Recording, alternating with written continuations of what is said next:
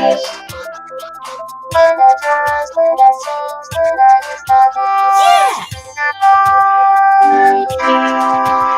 go!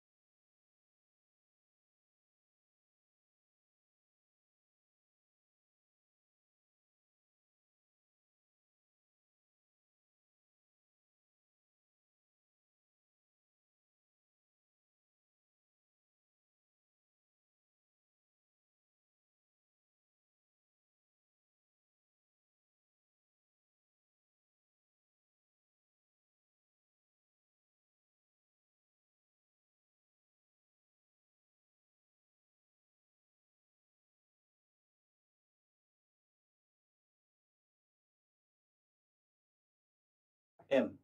Check. Can you hear me now? Should be heard now. Weird. I speak to the microphone and it's there.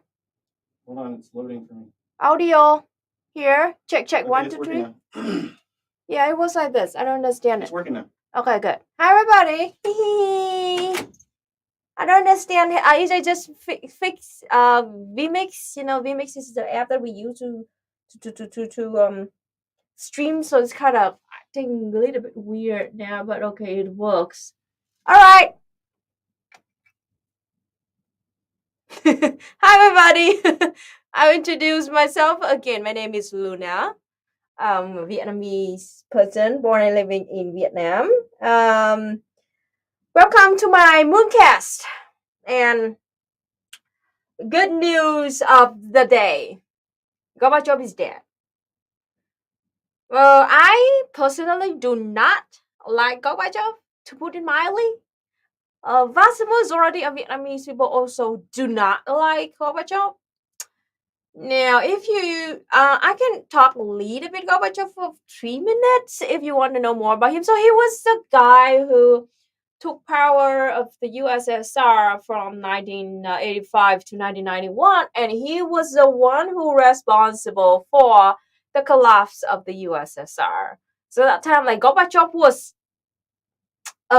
we say it like we think that what we say is that he was being westernized too much, and he wanted to change the USSR into, to open it and, to follow the freedom and democracy path like the West. And he was terrible at economy. He's horrible at it. So he tried to reform the USSR, tried to open it. So his ideas were that he will help the life of the people in the Soviet Union. But actually, he just made a list of wrong decisions, one after one after one.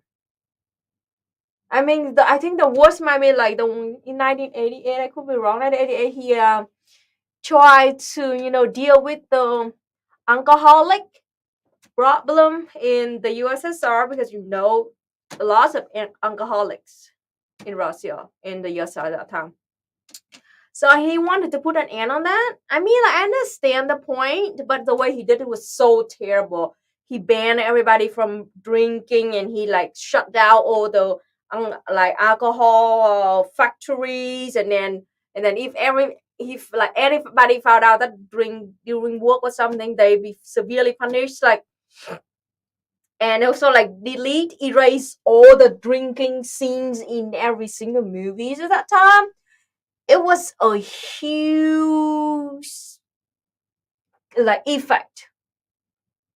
It terribly affected the economy of the USSR at that time, because tons of money came from that kind of field. So I mean, it caused like a huge loss in national budget. And also he gave, the USSR, the Soviet Union, he gave them more of the, like, what do you call it, more freedom to decide for themselves, the autonomous zone or something. And then yeah, that caused like a bunch of members of the Soviet Union to try to gain independence and freedoms, and then caused the collapse of the fucking the USSR. Yeah, I mean, if he tried to run for presidency in 1996, 1995, 96, something like that, and he was so unpopular that less than 1% voters voted for him. And then after that, he just like tried to he tried to get back into politics several times. It failed miserably, and then he just died today, 2022. I mean, uh,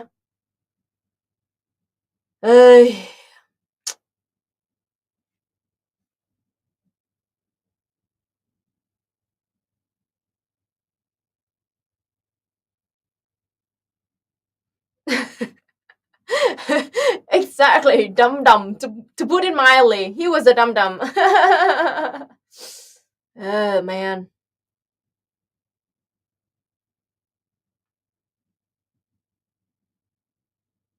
yeah, he abandoned the Brezhnev kind of policy, right? He abandoned it, and that was it. It went downhill from then. Since then, the abandon of Brezhnev. Yeesh. And then after that, he lost to Yeltsin. The Yeltsin is literally like the first president of Russia today, and he was a deep shit. Gosh, yeah. So, okay. And after that, it was Putin.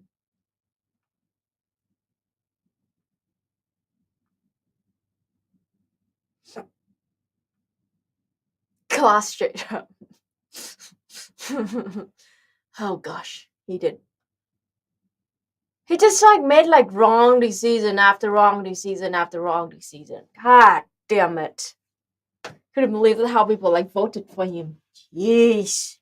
He became the leader of the USSR in 1981 when he was 54-year old, and it just the wrong, like, eh. Yeah, it just seems like a total asshole.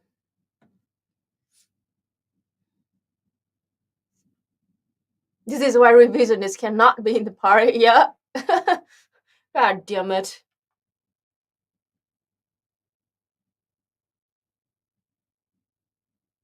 To be fair, Brezhnev was the worst coach of his second place. Ah, gosh. Yeah, I agree with you that his biggest mistake was thinking the West would actually help the USSR. Yeah, he met like Ronald Reagan, Margaret Thatcher, and then, the Trudeau at that time.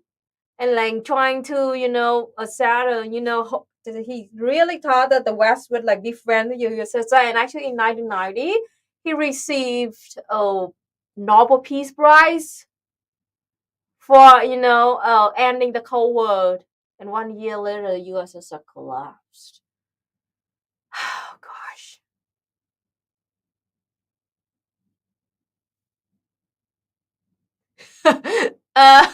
Awesome.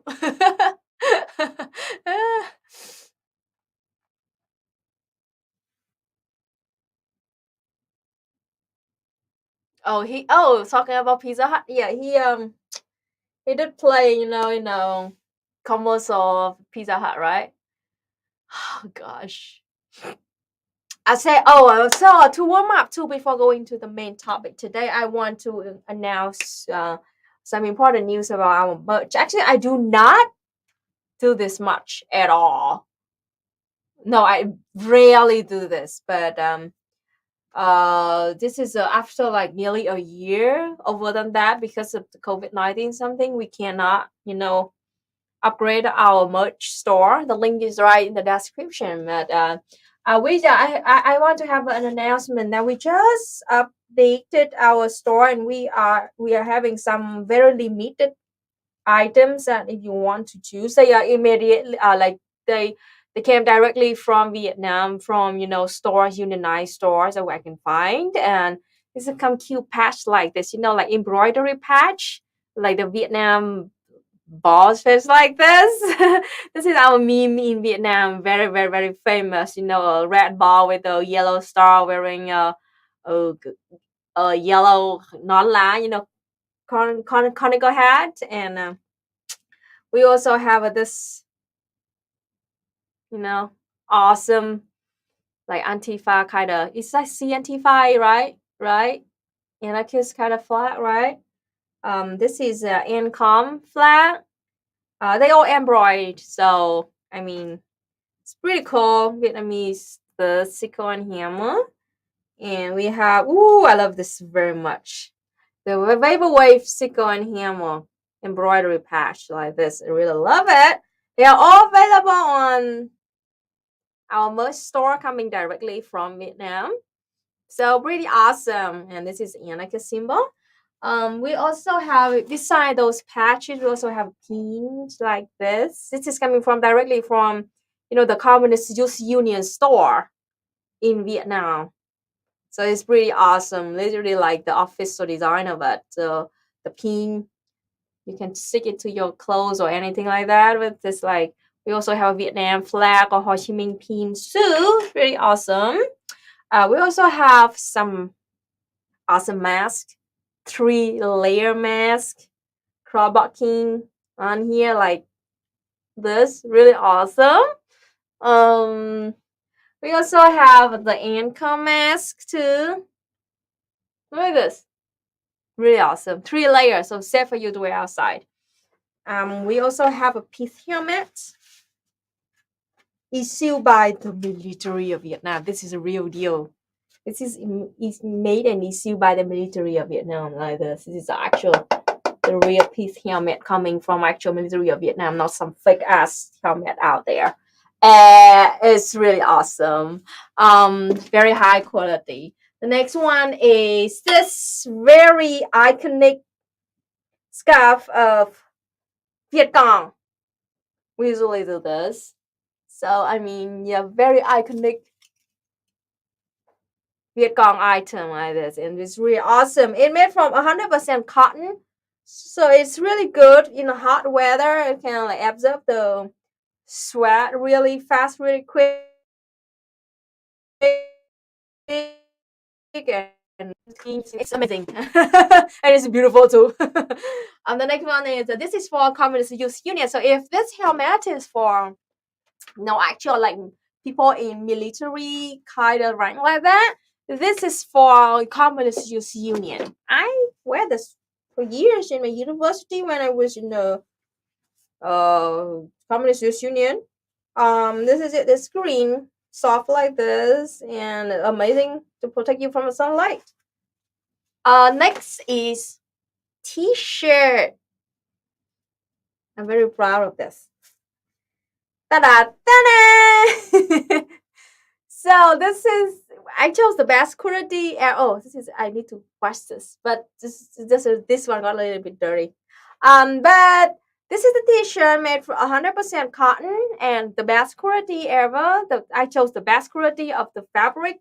Really cool and can absorb the sweat really fast, soft, stretchy, and also with a drawing like this. I drew this myself. And it's available on the store right now. Yay! You see this tiny sickle and hammer that I hold in my hand? So cute. Don't forget camaraderie and Patreon. And yeah, and also this is another design I really love, the Brolo kind. Also super high quality with the sickle and hammer on the side too, and on the sleeve too. If you are my supporters on Patreon and camaraderie, or the member of my YouTube channel member, YouTube community, you have a 15% discount code, and I already upload them there. And if you want to, own some of these awesome items, go check it out and go get the discount code.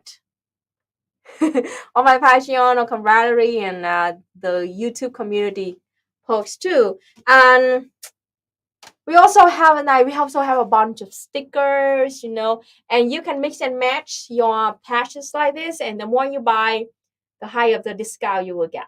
So I mean, I do not do this much because I feel kind of self-conscious about it. I'm not good at marketing at all. But I'm happy to do this now because after like over a year, because of the pandemic, finally we can upgrade it. And lots of people, try to, like ask me a lot about the merchant finally I can publish it. So yep, everybody please check it out. The link is right in the description. Thank you so much for listening to this very my one of my very rare advertisement of on my channel. Now, let's get to the main topic today, which is I'm going to expose myself to the US propaganda. This is how it feels. You're going to watch it live about how it feels to be fed with US propaganda about the Vietnam War. It's coming from my own perspective. Now let's start with so a few days ago EJ found us and he sent me the link of this. This is literally an official lessons coming from literally the State Departments of the USA. Hi Lasu, how are you? Now I will say it again, introduce again. Right, we will get into the main topic of the stream today, which is I will expose myself to the US propaganda. Wow, can't wait. Can't wait to react to this. Let's see what the USA indoctrinate their own people about the very important part of my country. And let's see how would, I'm curious too about how would it be. Let's share this. Share screen, Chrome tab, this one. All right. So this is it. Let me change the size a little bit so you can see better. Okay, better, right? All right. Okay, this is coming from the National Endowment of Humanity, NEH.government. Okay, and I just say like nah. It's a nah. Okay. If you don't know about this is straight up, literally, the State Department propaganda issued by the government of the USA itself. So this is the lesson is the Vietnam War lesson guide. Kind of curious about the trailer. I want to watch it.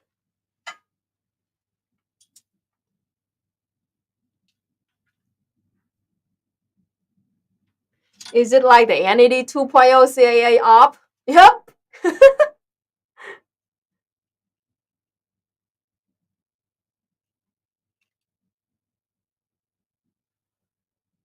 Let's watch this. You can hear it, right? Yeah, I think so. What we forgot?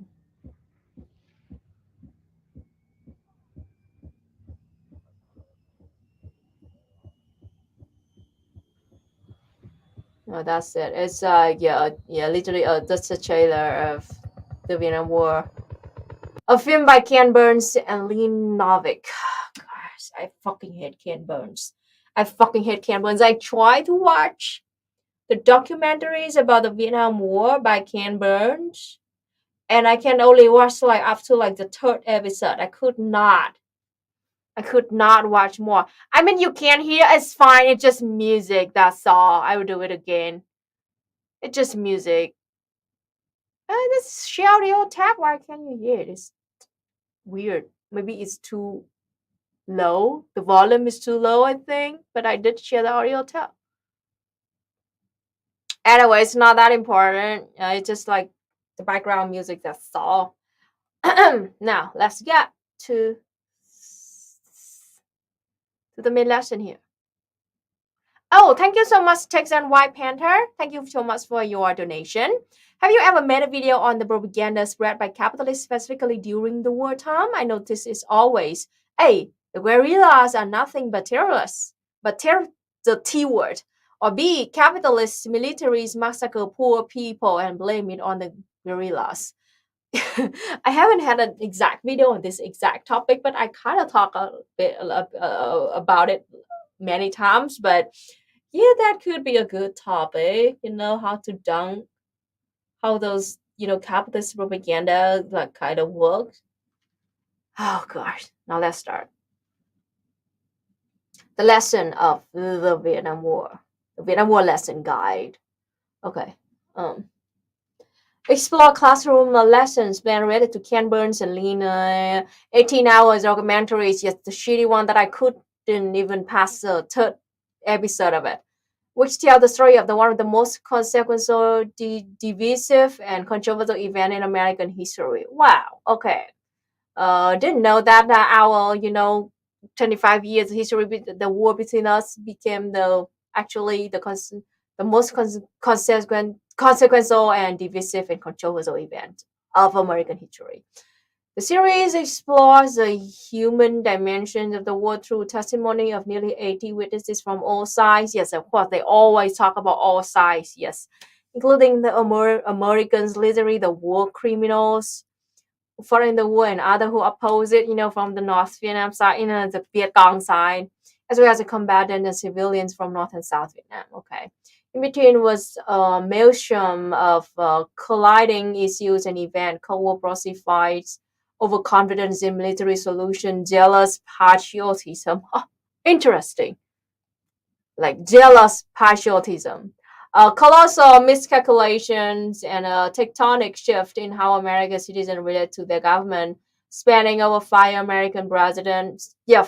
fucking American presidents of both political parties. So it's really bullshit about the Republicans kind of blame the Democrats for ending the Vietnam War. Like, I criticize or I dunk on the video of the brother youth. Literally, they blame the Democrats.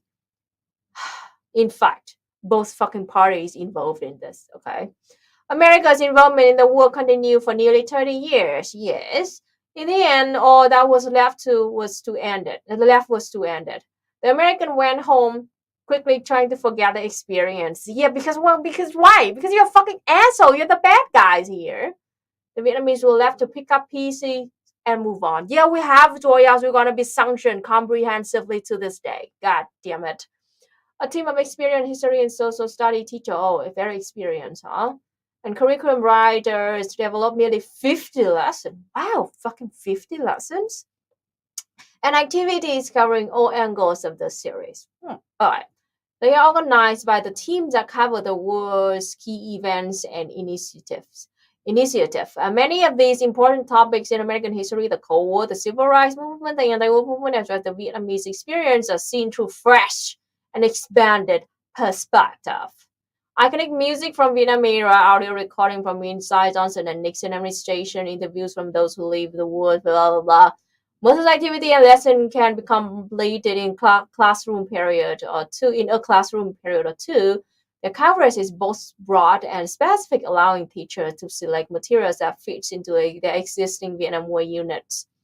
The activity and lesson incorporate active learning to further develop students' questioning strategies, stimulate their discussions, and engage them in problem-solving situations. The lesson are developed for grade 9 to 12 and can easily be adapted for other grade levels. 9 to 12, huh? 9 to 12. Okay. All activities are closely aligned to content-based and common core standards that will be usable for many years to come. 9 to 12, they kind of started heavily indoctrinated using in this age, 9 to 12 year old. Okay.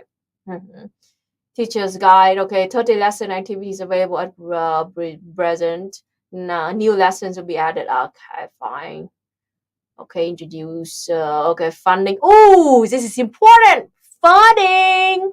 You have to see where the money come from. Founding for the Vietnam War. Documentary produced by Ken Burns.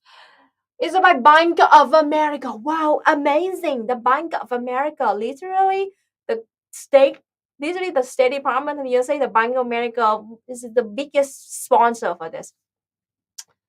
The next is another huge corporation for public broadcasting. Right. Okay. The PBS. The PBS is literally another kind of organization that also got funded by the State Department and also big corporations. They receive donations from their individuals, but actually it doesn't mean shit. The main money came from the State Department and the huge corporation. So, whoo, David Koch. Okay, all right, cool. Okay, not suspicious at all. The Bank of America, the PBS, and David Koch. Oh man, they have a bunch of National Endowment for the Humanities. This website, literally the State Department itself funded this. Very trustworthy. Wow.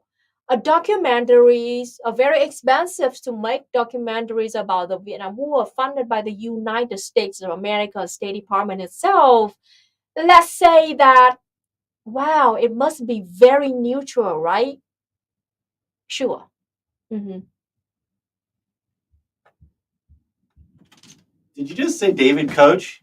One of the Koch brothers? The dead Koch brother? The David H. Koch. Yeah, it's the Koch brother. Funded this. Coke. I think it's Coke. Anyway, so this is how American propaganda works, right? It gives them plausible deniability. Everyone always talks about state propaganda from China and Vietnam and North Korea and Cuba, but the USA puts out so much state propaganda, and they do it hand in glove with corporations and capitalist fuckers like David Koch. Koch. I don't respect David Koch enough to pronounce his name right. Yeah, I don't give a shit. It's just hilarious. And then, because I remember I made a post about Koch's father was a Nazi. Yeah. So NPR and PBS is absolutely like corporate state propaganda. It's corporate state propaganda. It is literally. But every time I say that, liberals are like, no, it's funded by private donors. It's free speech. It's not state propaganda, blah, blah, blah. It's like so funny how indoctrinated we are that we are so skeptical of the state propaganda of, places like Vietnam and China, etc. But we put this shit in our classrooms and indoctrinate children with it. It's outrageous. All right, let's move on. Let's see, the teaching guide of this lesson. The Vietnam War, a film by Ken Burns and Lee Novak. Team 1. Forces that fueled the war. This is just a guide, I read it real quick to see the themes of these lessons. You will know, like, the overview of it. Forces that fueled the war: colonialism, imperialism, nationalism, exceptionalism, and the Cold War. The geopolitics of the Vietnam War. Why did the U.S. feel compelled to take over for French in Indochina? What responsibility do nations have in helping provide for a peaceful world order? Now, this is a very problematic. This is exactly like the question, like, oh, how did your life change since you stopped beating your wife? Because it already assumed that you did beat your wife and now you stop beating her. Okay, this question have the exact same energy. What responsibilities do nations have in helping provide for a peaceful world order? They act like those nations, already want a peaceful world order, and they just ask for the responsibilities for it. Like, no, excuse me, the imperial court, they never want a peaceful world order.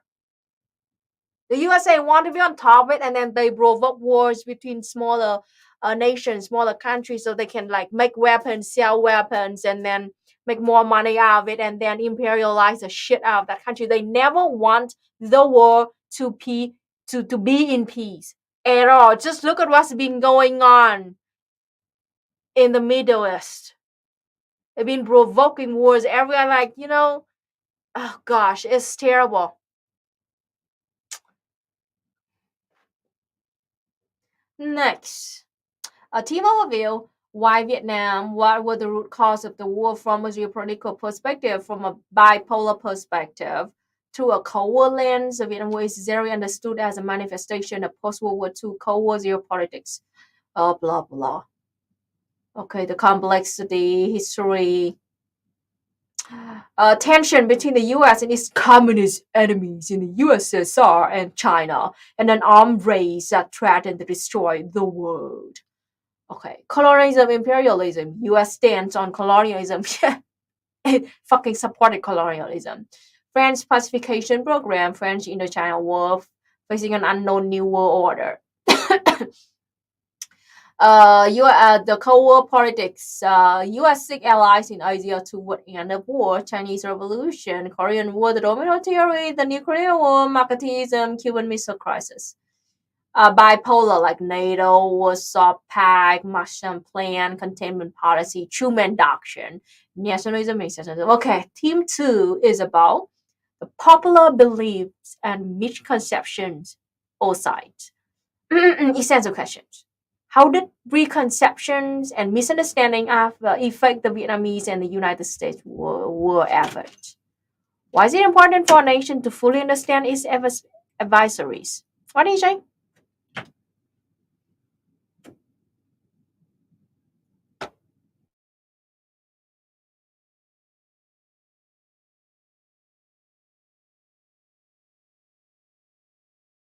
Hey. Next is what? Oh, okay. This is just, it's not even interesting. Let's go through it real quick. Understanding of the history, how the OSS actually helped Ho Chi Minh and Ho Chi Minh independence speech. Okay, move on. Next one, Team 3, leadership and decision making outside. How effective were decisions made by America's Vietnamese leader? Blah blah blah. Okay, talking about a bunch of presidents of the USA. I'm not gonna read this of the shit. Team 4, who fought in the Vietnam War? Who fought in the Vietnam War? Okay. They have, U.S. and its political allies. Yes, South Vietnam, Australia, South Korea, New Zealand, and Thailand. They should mention Philippines too. Philippines sends a bunch of soldiers in Vietnam, and an Israel, like several Israeli kind of military men, including an Israeli like very bloodthirsty 02, but they didn't mention it. I guess they just mentioned the main allies. Who are the groups such as Montagnard and Hmong people? Yeah, we do not want to call this word is a very racist word. It came from the French. Nope. We call them, what you call it? Degas people. They call themselves Degas and Hmong. Like, they are long story short, they are ethnic minority groups of Vietnam being used by the capitalist, imperialist USA to, betray their own people and then to support capitalists. Yeah, they are extremely reactionaries. Yes. North Vietnam and its political allies. Okay, countries like Soviet Union, People's Republic of China, North Korea, Cuba, Laos too, Cambodia too. Other groups such as Viet Cong, Viet Minh, Pathet and Khmer Rouge. Wait a fucking minute. What? Khmer Rouge? What? Khmer Rouge? Khmer Rouge was never ever been an ally of Vietnam whatsoever. What the fuck?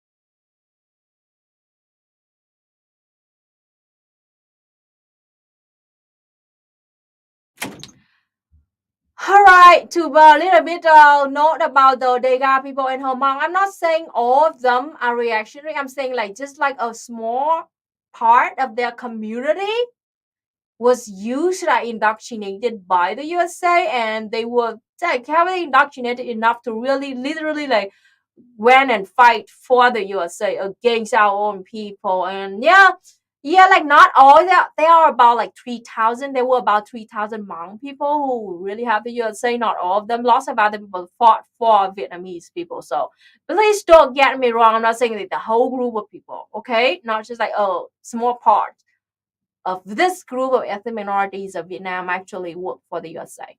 All right, to be clear. Now back to this very important point is Khmer Rouge. Now, this is very insane, and because Khmer Rouge was never an ally of the Communist Party of Vietnam at all. I will check this out. I will check this out to see like how will they explain more about this. But long story short, I will give you a really short, actual history facts about the Khmer Rouge in Vietnam and Pol Pot too. So in Laos, very important if you want to know more about the history of the revolution in Cambodia. I'm sorry, in Cambodia. So in 1951. A group of Cambodian communists formed their own communist party, and at that time, 1951, they called themselves to be Khmer People's Revolutionary Party. Okay, it's like KPRP, yeah. And at that time, Pol Pot was in this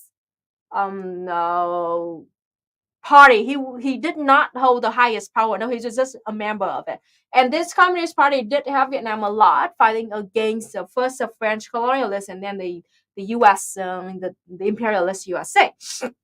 But slowly until 1963, Pol Pot, we do not have any official fact yet, but like we kind of suspected, pretty sure, but not 100%. But we suspected Pol Pot assassinated the leader of this Khmer People's Revolutionary Party.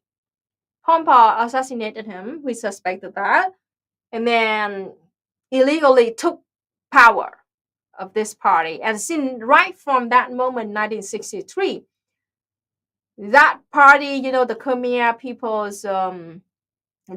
People's Revolutionary Party became like very hostile to Vietnam, and they use like even though Vietnam were fighting against the U.S. imperialists, but also at the same time, Pol Pot led that party and then like provoked Vietnam many times and attacked our borders and stole. At the time like we had many artilleries and storage in Cambodia, but Pol Pot like, had many decisions to go attack and steal our supplies for the war fighting in Vietnam. As the situation became worse and worse and worse, and until 1975, when Cambodia gained independence, Pol Pot officially like became, the prime minister of Cambodia, and he formed the Khmer Rouge. The Khmer Rouge, named as the Khmer's Communist Party, the KCP.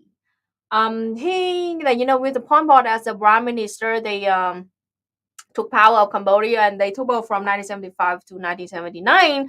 And what he already knew was that from 1979 we had to bring armies to Cambodia to end the existence of the genocidal regime Khmer Rouge with Pol Pot as the leader. So long story short, Pol Pot, we suspected Pol Pot to assassinate the leader of the Khmer People's Revolutionary Party, and then took power and then provoked Vietnam right from 1963. And Khmer Rouge only exists for 4 years, from 1975 to 1979. And they never ever been an ally of Vietnam. Ever. Nope. Since the moment the Pol Pot took power, all always have been kind of opposing each other on that. And so funny thing is that in here, the U.S. said that Khmer Rouge was an ally of Vietnam, which is totally lie. But in fact, the CIA actually ally of Khmer Rouge. So Khmer Rouge was actually the ally of the CIA. The CIA did supply the Khmer Rouge through Thailand. It's horrible like that. So literally, the Khmer Rouge was the ally of the USA, but now they turned it Khmer Rouge was the ally of Vietnam. It's literally disgusting. Man, propaganda, man. Team 5, how the war was fought. Okay, whatever.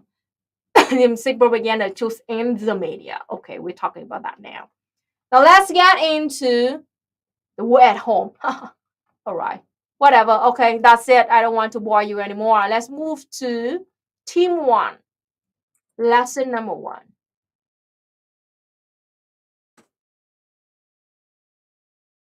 Here. Oh no. Here. Team 1. Forces that fueled the Vietnam War. Whoa, the picture of this. Looks familiar, huh? It looks like a Gulf of Tonkin incident. A North Vietnamese Chantal-class gunboat burns near Hon Air Island after an attack by aircraft from the U.S. Navy aircraft carrier USS Constellation of North Vietnam's Lạch Chao estuary, August 5th, 1964. So this is literally the Gulf of Tonkin incident because it happened the exact same day, August 5th, 1964. But instead, this is, holy shit, people, I just realized this. This is literally a super extremely insidious piece of propaganda right here.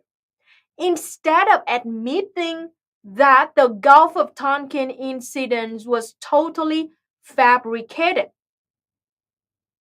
they took an actual picture of a Vietnam boat that got bombed by the U.S. aircraft, and trying to sneakily, trying to be sneaky here, trying to somehow paint this as an actual Gulf of Tonkin incident or something, because they didn't explain this at all. They just chose a picture of an actual burning Vietnamese boat that happened on the exact same night of a Gulf of Tonkin incident. Holy fucking shit.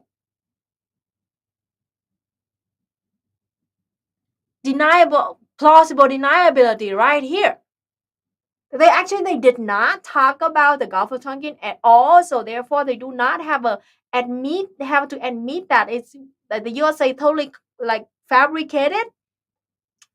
But they just took a picture of it. Actually, people who do not know about the Gulf of Tonkin being fabricated, they would think that this is a Gulf of Tonkin picture. That's it, or something did happen in that.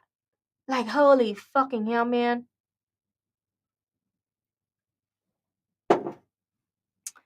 Oh gosh. 9 to 12-year-old, read this. Okay, we already read this. Okay, lesson. Ooh. What did I just read? A cost-benefit analysis of colonialism. They literally have an analysis about colonialism to learn about the cost and the benefit of colonialism. All right. Let's see what is this cost and benefit of. Let's click this one. Okay. Okay. Here. Holy fucking shit! Cost and benefit of colonialism. Oh gosh. Oh boy. Oh boy. Clips from Ken Burns examine the impact of French colonial rule. Okay, let's watch a clip.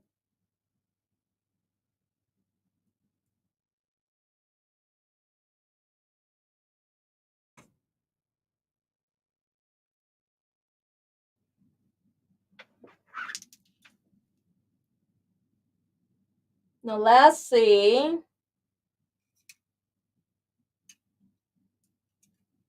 Now please tell me if you can hear this or not, because again, EJ just fixed the vMix and I'm pretty freaking sure that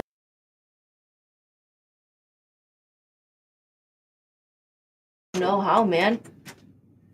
This is like when children start to get the indoctrination of like the debate.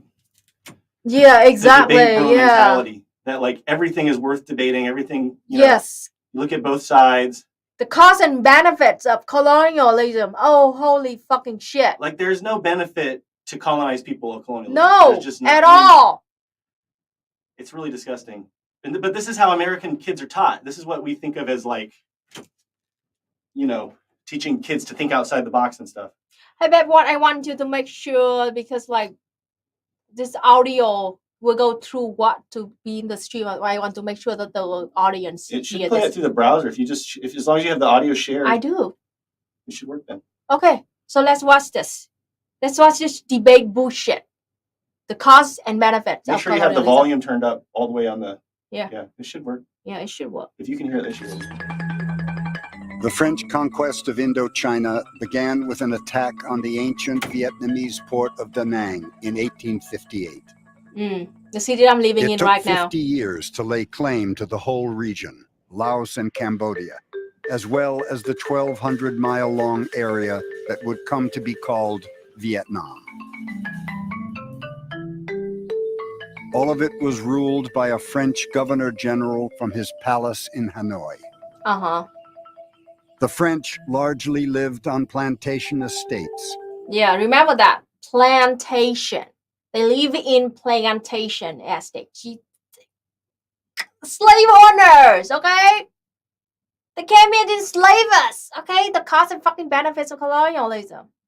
What the hell is this music? Oh, this is extremely the traditional music of Vietnam, but I mean, they chose a very kind of strong kind of music. I do think that they chose it so we can be like extremely exotic kind of country. Yeah. But yeah, that is the traditional music of Vietnam. Yeah. Coming from like ethnic minorities, actually. And in cities like Saigon, made to look as much as possible like those at home. They came and they transformed our Most did not even bother to learn the language spoken by their subjects. Yeah, like the racist Brits. Instead, they installed a series of puppet emperors and employed a network of French-speaking Vietnamese officials, collaborators, mandarins, yes, assholes, willing to carry out their wishes. The French put their subjects to work, building roads and canals, railroads and bridges. You don't need any of this shit. Có cái nền văn minh Pháp tự hào là họ đã mang đến cho dân Việt Nam những cái văn minh của phương Tây. Tuy nhiên người Việt Nam đã chẳng cần. Yeah, exactly. We don't need that. They think that usually, one of the most common arguments coming from those assholes are like, oh, but they brought like civilization to Vietnam. They built like mansions. Racist as fuck. This is like so fucking overtly racist. And the funny thing is, when we watched this the first time, I didn't even notice it because it's so subtle. But like, they're basically saying, A, the Vietnamese would have been incapable of building those things on their own, right? Yes. B, they don't address the fact that all of that infrastructure was very focused in just extracting resources from Vietnam. Exactly. And they just to serve themselves only. They build mansions and roads and trains so they can be used for those white French colonialists only. It's such a racist. It's like the white man's burden to come and like civilize and bring technology to these savages. It's like it reminds me of an article I read about banh mi, which like they said the banh mi is like the Vietnamese sandwich, right? And they said like, oh, this is one of the benefits of French colonialism, that we had this like cultural exchange. It's as though like Vietnamese people would never have been able to like come across bread on their own. They had to be colonized by the French. Like we were not like trade with the West or something so we can have a bread. Yeah. It has to be done through colonialism.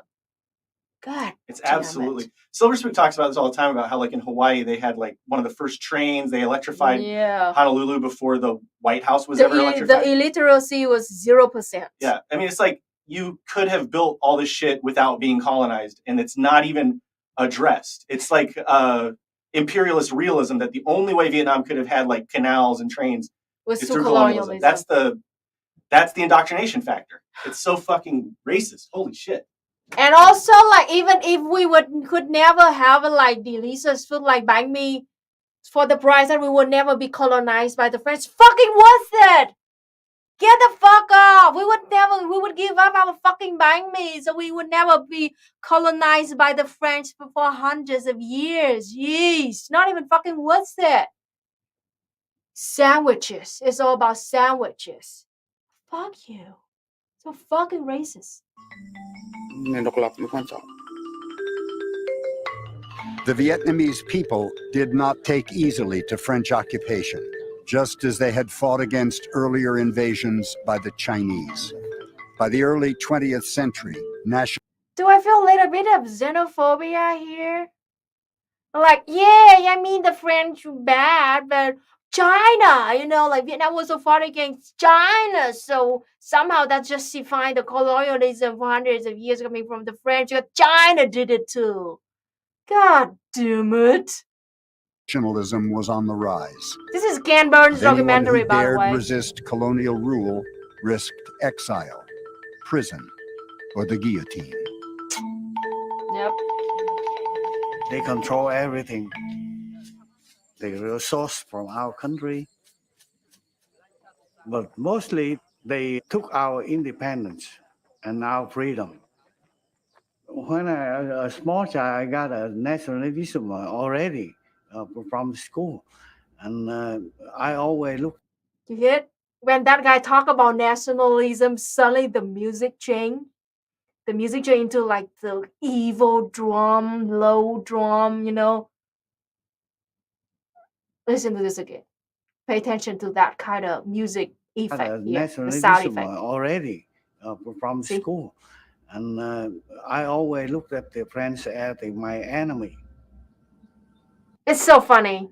They just mention about My enemy. nationalism without explaining it. Nó coi người Việt Nam như là cái người thấp kém hơn. Tôi sợ nhưng mà ở Việt Nam là hoàn toàn không có egalite, không có độc bình đẳng.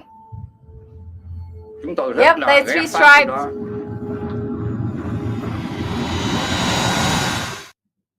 Okay, this is the first video. Okay, it's kind of funny. I did watch, you know, the Ken Burns episode about this, and they didn't explain the word nationalism at all. They do not give people any basic explanation of what nationalism means to oppressed people, and nationalism to oppressive people. So it is very disgusting and insidious here. And I had a whole video explaining this, but long story short, there are two main kinds of nationalism.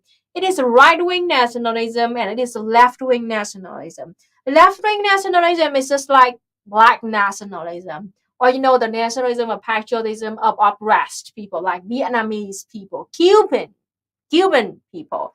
It means that we want freedom and independence. We do not think that we are superior, and we do not want to rule over the country. We just want to get rid of colonialism and imperialism so we can have our own self-determination. That's it. In the opposite, there is right-wing nationalism, which is like nationalism like Nazi Germany or Americanism. It means that they believe that, white supremacists, they believe that they know better, they're superior, and they think that they can rule over other countries. So that is totally opposite in essence, okay? Opposite in nature. And usually in the West, when you hear the word nationalism, the only thing that you usually think about is, the right-wing nationalism. So right-wing nationalism is like the default meaning when you hear the word nationalism. Not like us. We in the global south, when we talk about nationalism, our default meaning is left-wing nationalism. Means that we just want to be equal. We just want to have a self-determination. But without explaining this, and if this is like being exposed to kids in the United States of America and do not explain the difference between the right-wing and left-wing, you're just gonna believe like, we Vietnamese people, we nationalists means that we also just like right-wing nationalists means that we think that we are superior, but when in fact we're the opposite of that. So this is very insidious and dangerous. I'm so sad. Let's watch the second video of it, the French pacification program.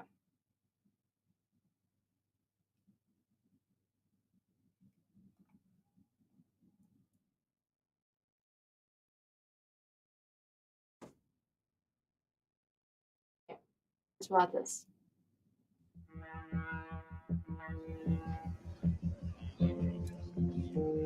France poured thousands of men into Vietnam. French regulars, European mercenaries, and colonial troops from Morocco, Algeria, Tunisia, and Senegal, who fought Lots of them were alongside dragged to Vietnam against their will. This is the fact. Lots of them were dragged here against their will because they dragged people from other colonies, literally enslaved people. They dragged them out of their country and sent to Vietnam to another country to enslave other people. army of Cambodians, Laotians, and anti-communist Vietnamese. French forces managed to occupy most of the large towns and province capitals and established hundreds of isolated outposts. The French also set out to try to win over rural Vietnamese through a program they called pacification, pacification, building dikes, schools and roads, and vaccinating children. Yeah, right. They came to our country, they built plantation, they enslaved millions of our people, but to win over the people in rural areas, yeah, they gave us some crumbs. They gave us, some roads, some houses, and vaccination. Oh, amazing. They gave us vaccine to say our country. Look at that. Oh, are they good people, They did give us some civilization because without the French, our people would never have roads or houses or vaccines. Look at that. Oh, gosh. The French would pacify a village, and during the daytime, they could control it. But at night, the Vietnamese would come back. And so it was never completely secure. You know why? My Because we father- fucking have to fight back. I remember this lady from the Canberrans. She's fucking three stripes. She's fucking Gusana. She's horrible, okay? Just so you know. But keep going. Shook his head and said, pacification is really futile because it's like trying to hold sand in your fingers. That's right. You fucking enslaved millions of our people and they gave The us some Viet crumbs Minh and you think that mined we find roads, that? blew up bridges and railroads, ambushed French patrols, Good. and then disappeared. More of it. Amazing. French soldiers sometimes took revenge on the Oh, nearest took revenge, village. right? They fucking Burn- took revenge, right? They have the gut to say that the French took revenge, right? Literally, we are taking the revenge right here. They literally came to our country, enslaved our people, colonized the shit out of our country, and steal our resources. But now the French must take the revenge. Burning homes, raping women, executing men suspected of aiding the Viet Minh. Pigs. Fucking racist pigs. 1948 ở quê tôi á, thì thực dân Pháp nó ruồng, nó dùng xe tăng nó càng vô, coi như nhà cửa đốt sạch. Trâu bò, trâu người nông dân cài đó, trâu tôi cũng bị bắn chết hàng loạt. The two, for your FYI, for your information, buffaloes and cows were very, very extremely important asset to Vietnamese people.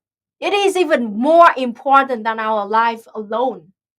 It is considered one of the most expensive asset that we can have because we use it to farm.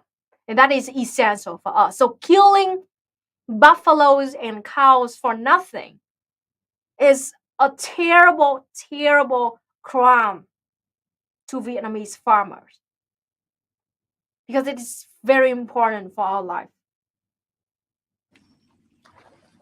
Là cái thời tôi còn nhỏ, còn bé tôi thấy cái cảnh đó. là nó đã in sâu trong trong đầu óc của mình rồi.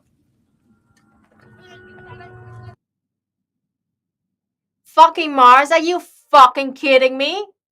Why am I so fucking angry watching the videos of my own people being slaughtered, mass raped, tortured, and colonized by French people, and I should not be mad?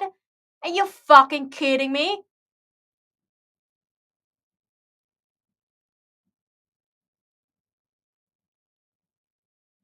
Like, you can seriously shut the fuck up. If you have any mod in the chat right now, please ban this fucking moron.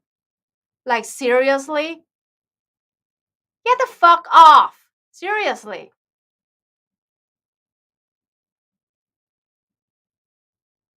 Well, let's continue. But the communists proved every bit as ruthless as the Oh French. gosh. My It blood is better boil. to kill even those who might be innocent, one commander said, than to let a guilty person go. Is this real, people? I think that this is the point where I stop watching it, or I watch it more a little bit. But okay, so they're trying to, paint both sides bad. The fucking can burns, like the most favorite, like famous tactic right here. That the French were horrible, but the Vietnamese also ruthless. Because why? Because we fucking fight against the French and then we try to kill them all too. Because of what? They're killing our people. We suddenly imagine one day you're living peacefully in your hometown, farming. Suddenly a bunch of fucking white racist asshole brought weapons to your country, kill men, enslave people, mass rape women, and torture the kids. And then we fought back, and then somehow we're as ruthless as them. Like, what the fuck are they doing here, by the way? Why do we have to be ruthless? Because they are fucking slaughtering our people. Fucking can burns and the neutral bullshit here. Like, seriously. I can't. This is the result of this kind of indoctrination. So this is the Western liberal debate, bro. Everything's up for debate. You can't get emotional. If you get emotional, you've lost. This is what they teach us in school. And it really puts women and people of color, colonized people, black people at a huge disadvantage, because for white people, for people that have all this fucking privilege, they can debate and talk about this stuff as though it's like purely academic, just intellectual, right? So it's very easy for, colonizers and settlers and abusers, oppressors. Oh, why are you mad? Like, seeing your own people being slaughtered, but why are you so mad? I can't stand it. It's a direct result. It's what's fascinating is that you're seeing the direct results of the indoctrination. Exactly. That show is the exact result of this propaganda. Go back to the lesson plan. It's somewhere very far. I think if you push back. Here. Yep, there you go. That's, do you see? Go scroll to the top. Cost benefit analysis. This is how they teach Americans and people in the West to think. You have to be there's this idea of objectivity and being like, objective and looking at everything from a distance. You're not actually being objective, right? And that's one of the points of dialectical materialism, is like you have to consider perspective. If you don't, every fucking body is biased. Everybody has a perspective, okay? And if you have a colonizer perspective, you can look at this, quote unquote, objectively by your own standard. Yeah, cost and benefit analysis of slavery. No, seriously, they teach us that. Oh gosh. They teach us to think about both sides. It's debate. Think about the slave owners too, This is why debate is like the number one political like spectacle that everyone engages in and everybody clicks and views, because this is how we are conditioned and trained to think about the world. This idea that like everybody deserves a chance to speak their mind, and I might not agree with what you say, but I'll die to defend it, and blah blah. They indoctrinate us heavily from childhood, and the results are what you see in your fucking chat. where like if you get mad because you have an actual perspective and you disclose your bias and you let people know up front, I'm a Vietnamese communist and this is my perspective. And if you show that you have emotion about the genocide that was committed against your people, that is interpreted as weakness by the settler colonial liberal metaphysical debate bro mindset. And that's why people in the chat don't understand why you're upset, because you're supposed to be above the fray and objective and analyze everything, you know, from the perspective that every perspective is valid. This is why they debate Nazis. This is why liberals debate Nazis. Exactly, because do business they with consider Nazis have like, you know, like worthy kind of listening to. I mean, I want you to understand how important it is that this is something that's being funded and promoted by the NEH, the National Endowment for the Humanities, which the is State a Department. federal government propaganda arm, through PBS, which is a state propaganda program to be taught in schools. This is literally debating fascism. I mean, a cost-benefit analysis of French colonialism, it's literally debate with Nazis. They're teaching it to our children. The cost and benefit analysis of the Holocaust. They have had that. Oh There God, have been news articles about this that. is not even sarcasm. It's fucking truth. Yeah. Hey, when I was in high school, I mean, who knows what's going on now? I don't know. But when I was in high school, we did a thing where we had to do like a role-playing thing of like, it was like a World War II exercise. And like some of the students had to be Nazis, role play as Nazis and like propose the Nazi side. So yeah, no, it's absolutely taught to us to debate Nazis and to consider the perspective of the colonizer and look at the benefits of colonialization. It really outrages me as a former teacher and as somebody who cares a lot about kids and young minds. This is atrocious, and it's why we have the debate bro culture. It's why we have the toxic fucking liberal metaphysical everything is fair game for debate mindset. Actual table is asking, they make kids role play as Nazis? Yeah, and by the way, go Google it. It's happened. It happens every few years, and it happened when I was a kid. It was like the I can't remember. It was like this was like over 20 years ago, but it was like it was before World War II broke out, and we were all playing like which side, and it was like the appeasement. I think it was about appeasement, and some of the students had to, role play as Nazis, and somebody had to be like Chamberlain. It was like that kind of thing. The liberal bullshit. Liberal debate mentality that's taught in our schools. Sorry for ranting. It's just this really fucking fires me up. I'm so mad. I hate it so much. Where to start, like. And they specifically targeted. Yeah. But the communists proved every bit as ruthless as the French. Fuck you, Ken Burns. Better to kill even those who might be innocent, one commander said, than to let a guilty person go. Now this is it. This is the straw that broke the camel's back. Ken Burns just quoted a quote without giving you who said it and when said it. It's just like a one commander said, and supposed to be the commander of the communist side, that they rather kill the innocent people than let a guilty person go. Meanwhile, you know what? This is a famous slogan of Diệm, Ngô Đình Diệm, the fascist dictator of the US-backed puppet regime in the south of Vietnam. In 1959, Ngô Đình Diệm literally had the Law 1059, luật 1059 if you're Vietnamese. The Law 1059. It is that Diệm dragged literally the guillotine, one of the 4 guillotines used by the French colonialists in Vietnam to decollate anyone that is suspected to be communist. Diệm gave out that 1059 law, dragged the guillotine, and decollated anyone that he suspected to be communist without any trial. The number of people being executed and arrested by Diệm regime under that law was around 26,000 people. in just during that time.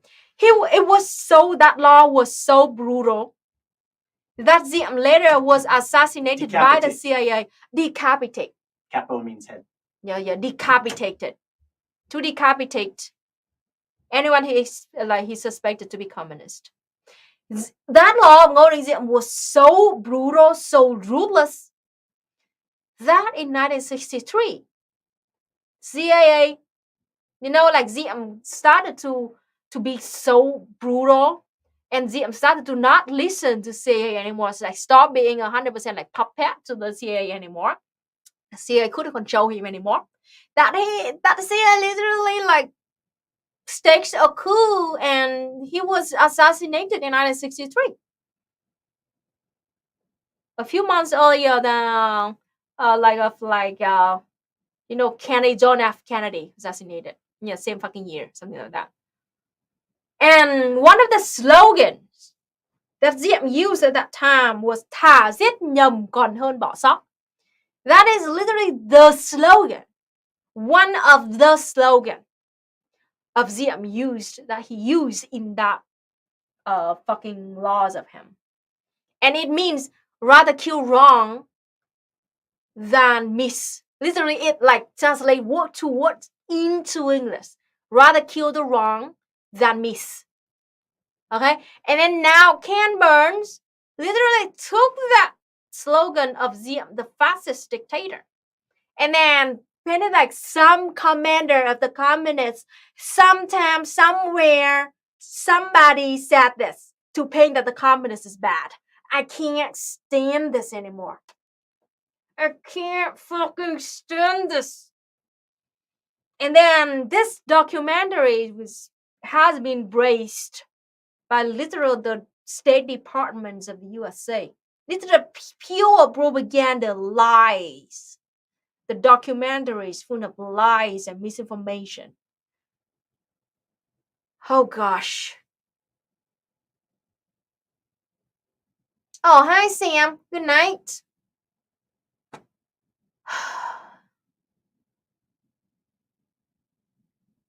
Let's continue this piece of propaganda shit.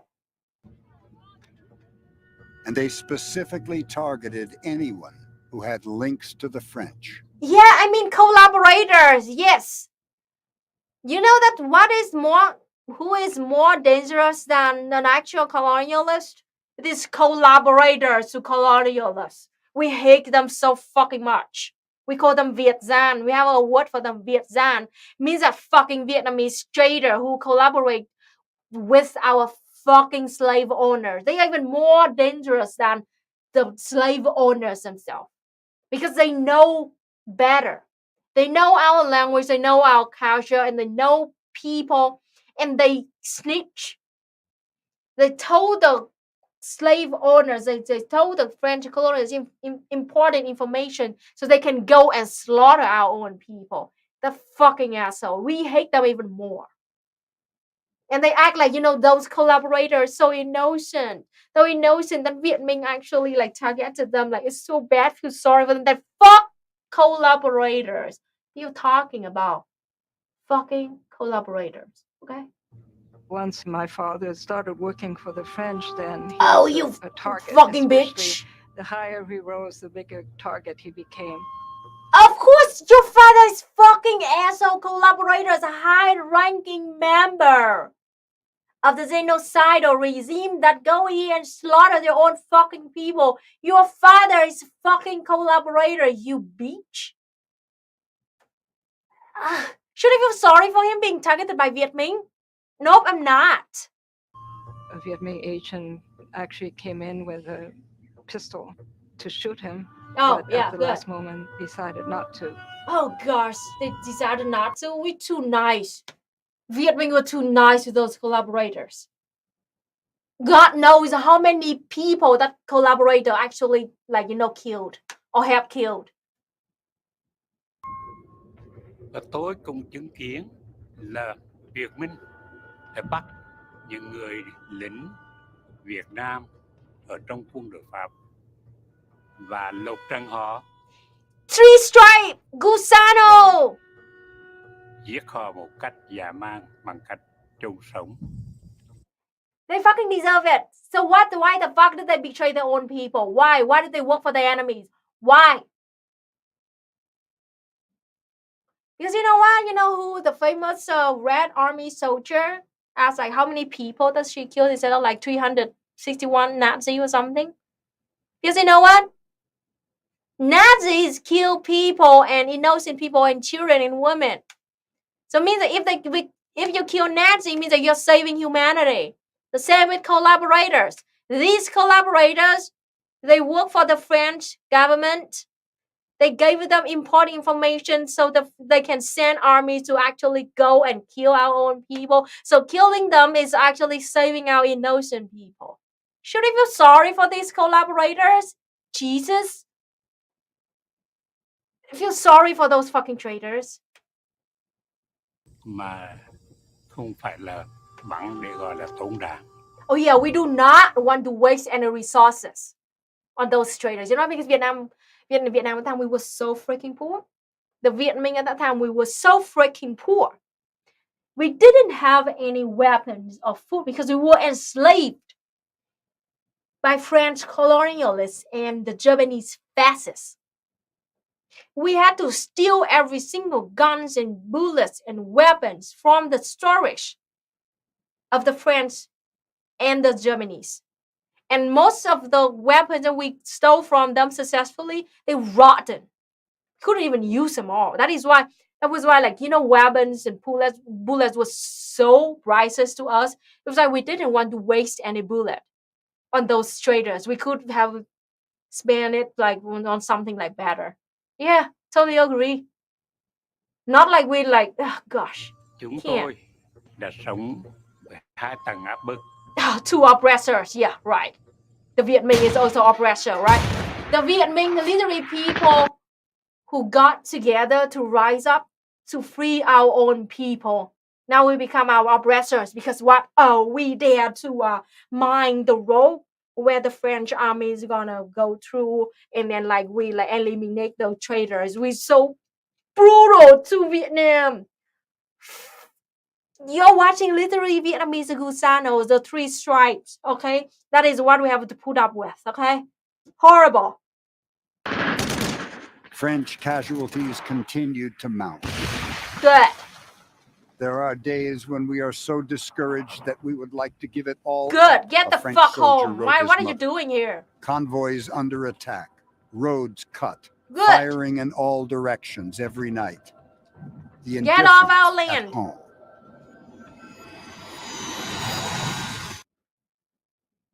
So that is it. The lesson number 1.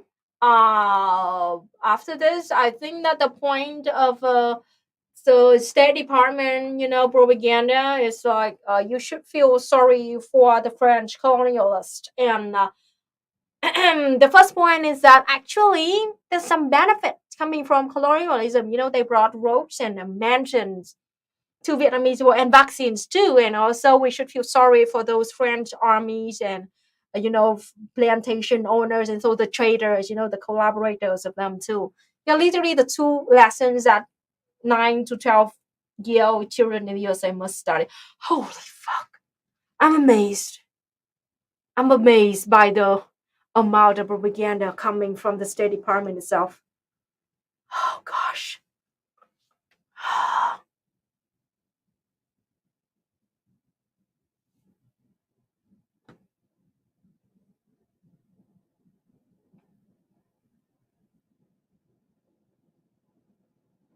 Like in prison, the snitches. I hate the snitches.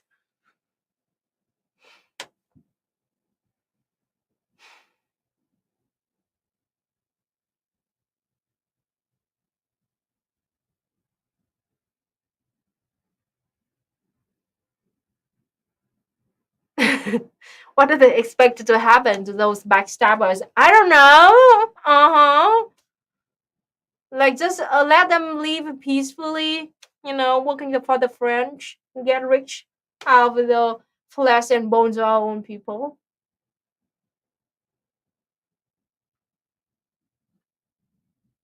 They brought mansions. Yeah, exactly. They brought mansions here. And we become servants. Yep.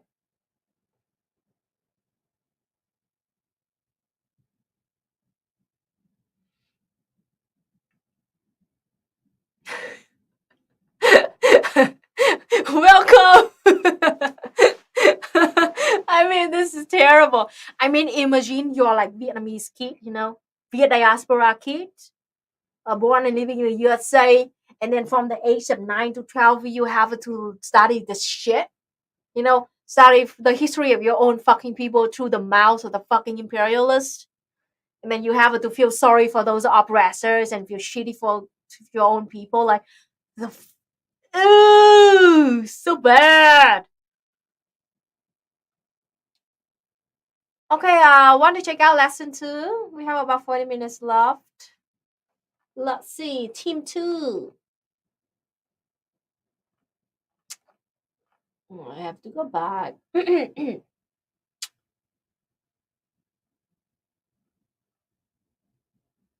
Where is it?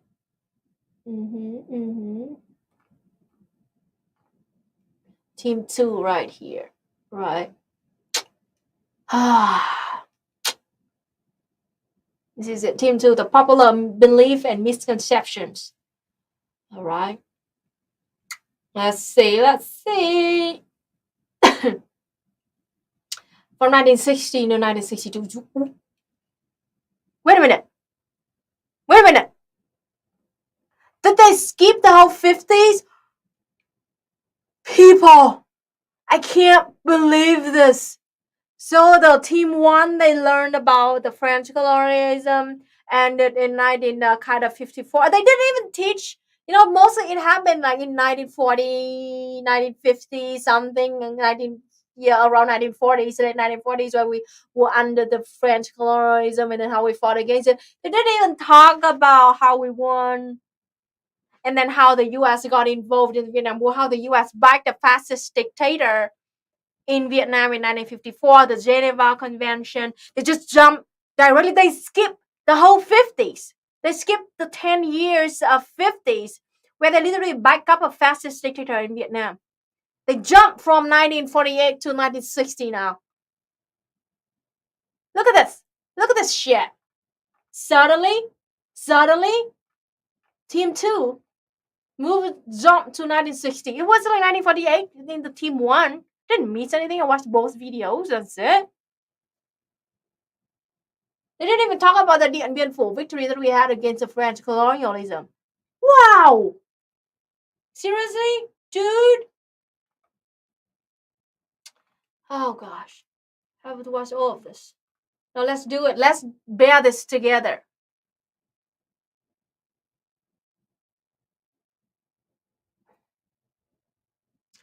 This was shown in school. This is supposed to be like that. It's supposed to be for children from 9 to 12 years old, written by the State Department, funded by the State Department of the USA. They have a lecture guide for teachers. This is like official shit, not like some bullshit online on the internet. This is official history. All right. Analysis of early U.S. strategy, myth, and reality. Should I check this out? I do not want to. It's nothing. It's just a list. No. Fine. We can just. John F. Kennedy confronts communism. Let's watch this. Okay.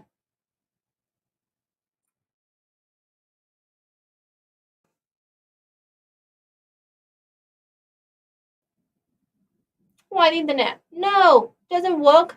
I wish. Okay, stop screen share this one. JFK versus JFK. Okay. All right, it's this one. Let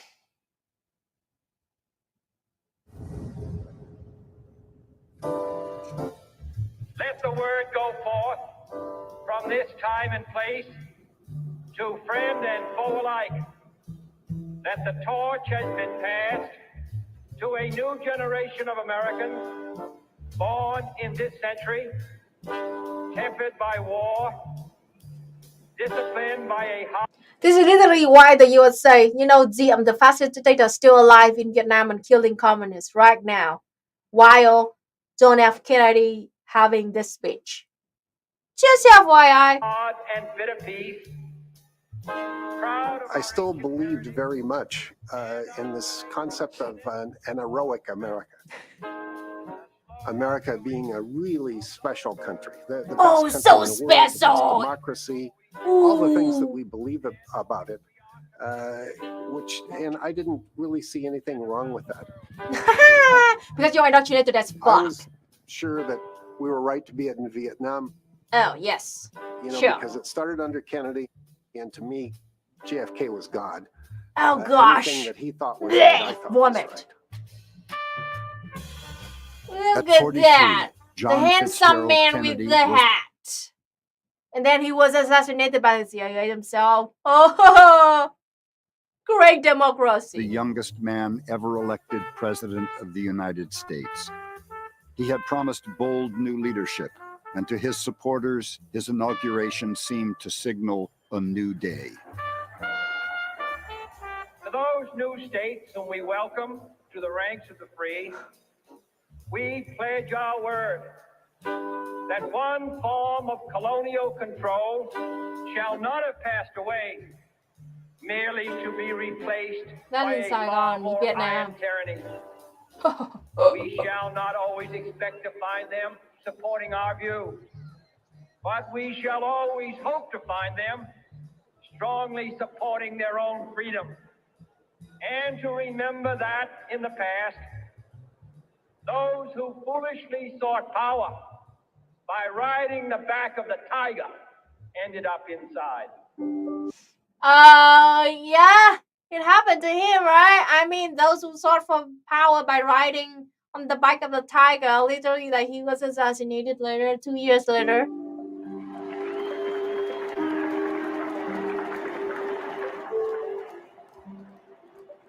The new president gathered around him an extraordinary set of advisors who shared his determination McNamara, I to can confront tell. communism, This including fucking Secretary of State Dean Rusk, Dean National Rusk. Security Advisor McGeorge Bundy, his deputy Walt Rostow, Special Military Advisor General Maxwell Taylor, Maxwell Taylor. and Secretary Maxwell Taylor was the guy who literally told that they will bomb Vietnam back to the Stone Age, right? I could be wrong, but one of the zeros said that. I could be wrong. of Defense Robert McNamara, Fucking McNamara. Hope you rot in hell. who had given up his post as president of the Ford Motor Company to serve his country.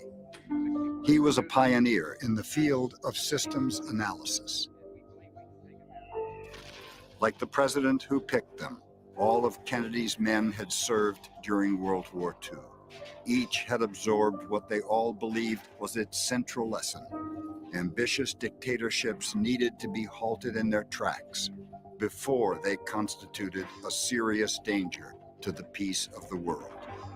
Meanwhile, in South Vietnam, the National Liberation Front, labeled by its enemies the Viet Cong, They just glossed right was over determined to the fact that McNamara came from being a corporate executive. Exactly. I mean, talk about Yes. and to serve his country. Yes, right? A Ford company, right? That's always, by the way, a dog whistle. Like that people fought in Vietnam to serve their country, to defend freedom. That's all doctrinal language. The VC. But I have a video called, I think it's called "How to Start a War" or something like that on my channel. But I read about it's a article from the 70s, and it talks about how generals and officers entered the corporate workforce and then left the corporate workforce and went back to the Department of Defense. There was just the military-industrial complex. Why do you think they dropped all those bombs? Those bombs exactly because made they a lot make of money. bombs. Every bomb costs thousands of dollars, and that goes to the corporation. Those corporations, they make bombs and they sell it to the government, and the government drop it on different countries, and then they buy more to make more money. Oh, look at that! So those freedom fighters, and yeah, my grandpa could be one of in this picture. I never seen his face. We do not have any pictures because we were too poor. But the Viet Cong, they didn't even bother to call the real name. We call ourselves Viet Minh, okay? Viet Minh, okay? Not Viet Cong. Viet Cong is like a propaganda name by some CIA officer because they want to confuse. Because Viet Minh had a really good reputation fighting and winning against French colonialists and getting freedom for Vietnam. And then now the same Viet Minh fought against the U.S. imperialists, and the CIA said that like to defame and to confuse people instead of calling us like Viet Cong, Viet Minh, we call them Viet Cong, and Viet Cong is bad. So that's just a full like history of that word Viet Cong. Overthrow the anti-communist and increasingly autocratic That government fascist of Ngo Dinh dictator kills like dozens of thousands of in North Vietnamese people. Vietnam, unbeknownst to Washington, Ho Chi Minh, the father of Vietnamese independence, was now sharing power with a more aggressive leader, Lê Duẩn, who was even more impatient to reunify his country. Yeah, we fucking tired of the USA, man. Người Pháp chạy đi thì ông nhảy vào. Đối với những người thế hệ bố mẹ tôi là anh cũng không khác gì Pháp. Yep. Người Mỹ cũng không khác. Cũng là kẻ xâm lược. Tôi là người con tiếp thu cái điều đó. Exactly it. There's no different. The French left, and then the USA came. They did the exact same thing. Nothing different. None of us knew anything about Vietnam. Vietnam in those days was a piece on a chessboard, a strategic chessboard. Yeah, they didn't give a shit about Vietnamese people. Millions of us. That we would have an impossible time changing. Look at that asshole face. He worked for the fucking Pentagon, man. That's it. Leslie Gulp. He admitted that the USA didn't give a shit about Vietnamese people. Even with the mighty force of the United States.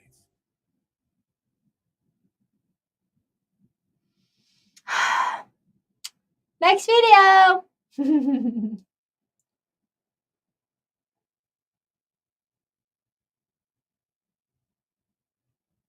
Oh, this is about Ho Chi Minh. Interesting.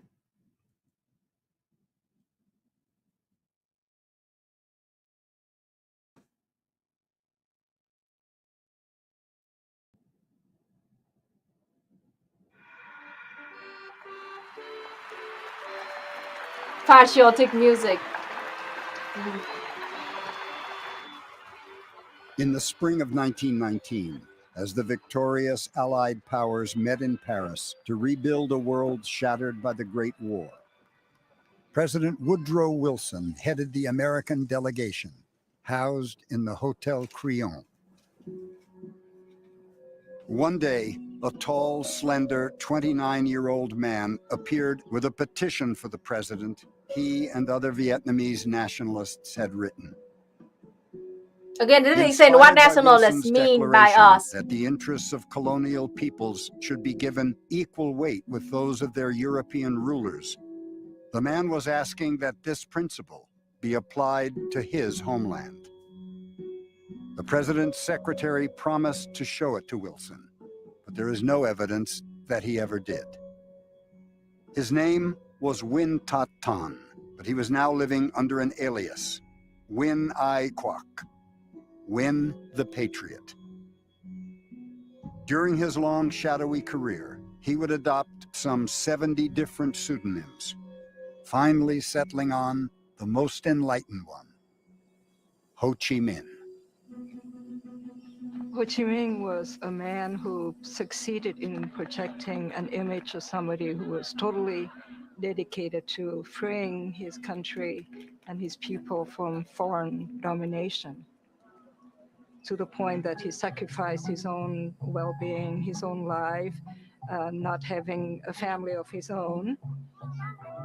To Vietnamese, that's a big sacrifice, because to us, everybody needs a family. Ho Chi Minh was born in 1890, the son of a minor official in the French regime. After taking part in a demonstration against the puppet emperor and the Frenchman who pulled his strings, Ho was expelled from school and marked for arrest. He left Vietnam in 1911 and remained in exile for 30 years. He served as a cook's helper aboard a French liner and visited New York and Boston, where he worked for a time as a pastry chef at the Parker House. He And shoveled he snow wrote a in lot, London, lot of articles during this tinted time. photographs in Paris. There, Ho Chi Minh joined the French Socialist Party, but when he discovered the anti-colonial writings of Lenin, he became a communist. He was invited to Moscow to study, underwent training as a Soviet agent, was sometimes criticized for being a nationalist first, a communist second. This is it. This is the gem. This is the gem of this propaganda bullshit. So yeah, again, the very extremely famous critique of Ho Chi Minh was like, he was a nationalist, not a communist. Oh, he was actually at first a nationalist and then a communist. Oh my gosh, and I debunk this piece of shit so many fucking times that I can't even remember how many times I did this. Now, in the path that led me to Leninism, written by Ho Chi Minh in 1958, Ho Chi Minh said this. It's a long quote. At first, it was patriotism that got me to travel out about my country and look for the way to save my country. And then on the way there, he read the thesis on colonial question of Lenin. And by then, gradually, step by step, I realized that only communism, Marxism, and Leninism can save my country, and socialism is the way. Something like that. So he just said very nicely and normally about his path. And here's the thing. Again, of course, I said so many times that this propaganda, they never explain the difference between the oppressed people's nationalism and the oppressive people's nationalism. We opposite. We exactly opposite from each other, and I explained it before. I do not want to repeat it. But to say that, yes, Ho Chi Minh, because of the love of the country, because he saw his country and his people being enslaved by the French colonialists, and then after that, the U.S. imperialists. He wants the country to be free, to have a self-determination and freedom.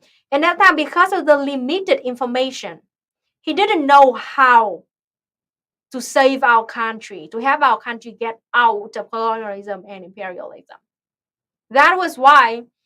And then he saw there were a lot of Vietnamese revolutionists who also went out of the country, and they went to Japan and a lot of other countries to find a way. And the most of them just shows, to be feudal because they didn't know better. They didn't have any better, idea or ideology.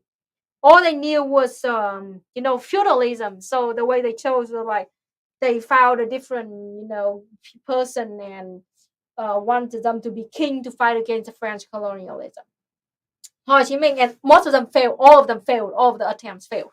So Ho Chi Minh at that time was like, okay, if people went to the West and they failed, and now I will go. If people went to the East and they failed, and now I will go to the West. So Ho Chi Minh, because from the urge, of saving the country, saving millions of Vietnamese, like that. So he went to the West, and then he encountered Marxism, Leninism, and he understood that that was the only way for Vietnamese to gain independence. Marxism, Leninism, and communism is the only way for us to win against this. That is it. But these people took that piece of diary of Ho Chi Minh and paint him as somehow nationalists. They never explain what nationalism means to us. And they just like secretly making you believe that Ho Chi Minh somehow believed that totally, this is totally wrong, but this is what people, indoctrinated people believe, that Ho Chi Minh somehow nationalist means that he's like he believes that Vietnam is superior and Vietnam should like conquer other country, blah blah. Like, it's bullshit. And I'm very mad. I'm extremely mad right now at the amount of propaganda, false information, misinformation, disinformation coming from the State Department of the USA. I expected this, but I'm still fucking mad. Can't stand it.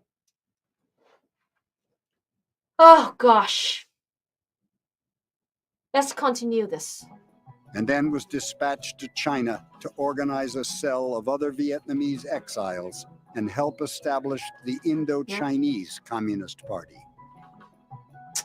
Through it all, he was taut and quivering, a friend remembered, with only one thought: his country, Vietnam.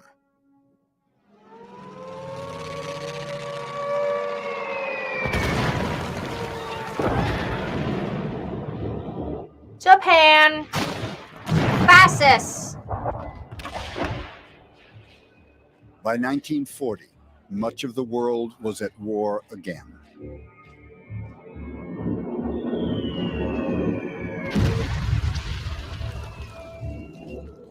Germany had seized most of Western Europe, including France.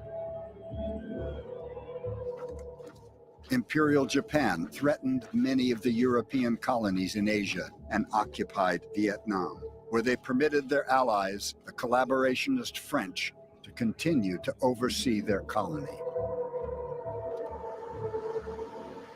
To some Vietnamese, the coming of the Japanese seemed to signal a welcome end to white colonial rule. But Ho Chi Minh, still in exile in China, saw the Japanese as alien invaders, no more welcome than the French. Ho Chi Minh was fucking right. They were only interested in exploiting his country and seizing Vietnamese crops to fill their own rice bowls. Yes, causing 2 million The of time had Vietnamese come, he starved to said, death. to rally patriots of all ages and all types, peasants, workers, merchants, and soldiers, to defeat the Japanese and the collaborationist French. Why can't they just call the Japanese fascists? Nazis? Why did they just call them straight up call them who they really were? 1941, after 3 decades away from his homeland, Ho Chi Minh slipped back across the Chinese border into Vietnam. And Oh, wait a minute. They didn't even explain, like, Ho Chi Minh was exiled in China. Actually, it was China under Chiang Kai-shek too.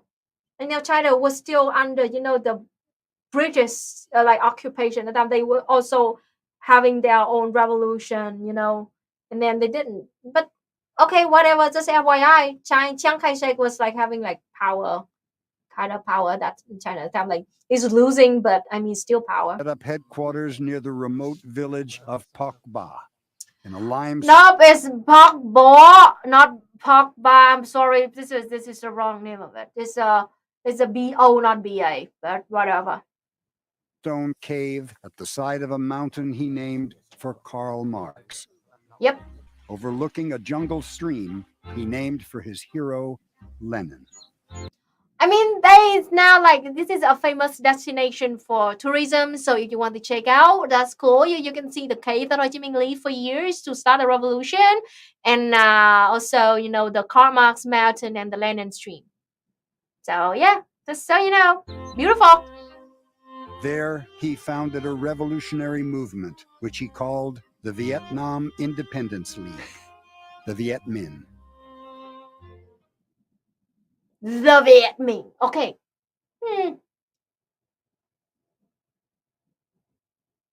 Next video about French regain control of Vietnam. In the fall of 1945, a week after Colonel Dewey's death, fresh French troops began arriving in Saigon, taking over from the British. They quickly established control of the city and set out to reoccupy the entire country.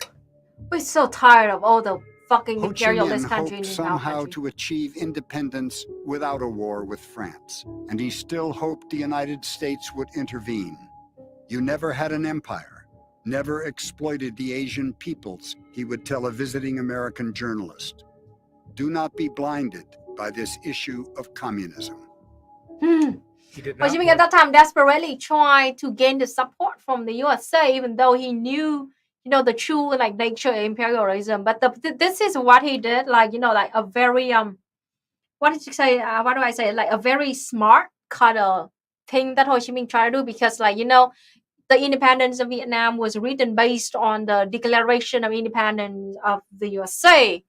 And this is the thing that we try to gain the support from the USA because, if they live to truly be what they said in their Declaration of Independence, that's gonna be good for Vietnamese people. But if the USA did not do as what they claim to do, they're fucking hypocrite. So and of course in Vietnam at that time we were in desperate situation. We were so poor and millions of people died of starvation due to colonialism and fascism. But of course we want to have a revolution with the least casualty as possible. That's a normal thing to do. That was why they were trying to paint Ho Chi Minh as brutal nationalist, but actually he tried to have a revolution without many casualties. So it's kind of literally they contradict each other. The arguments against Ho Chi Minh they were trying to make here. to fight the French as an enemy of America. And in fact, I saw the letters he wrote to President Truman saying, we believe in the same things you believe. Exactly, Those freedom and letters I saw in democracy. the CIA files. They had never been given to President Truman. Yep. Ho Chi Minh wrote 8 letters to Truman, and they never was given to the president of the USA. Now we move to the 1961-1962 during the Vietnam War, under the fascist dictator backed by the USA and the US imperialism too. Okay.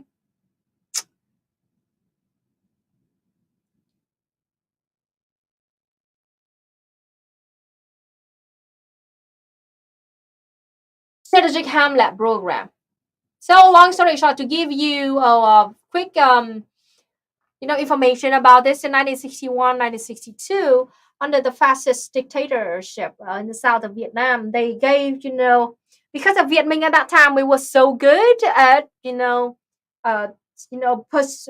talking and reaching out to Vietnamese, Southerners to join Viet Minh and to fight against Ngô Đình Diệm, the fascist puppet regime, and the U.S. imperialists. So that means that lots and lots of Southerners in rural areas, millions of support the Viet Minh, and lots of the villages turn into the Viet Minh base because we got the protection from the people. And the puppet regime in the CIA saw that as a huge threat. That is why they came up with the strategic Hamlet program.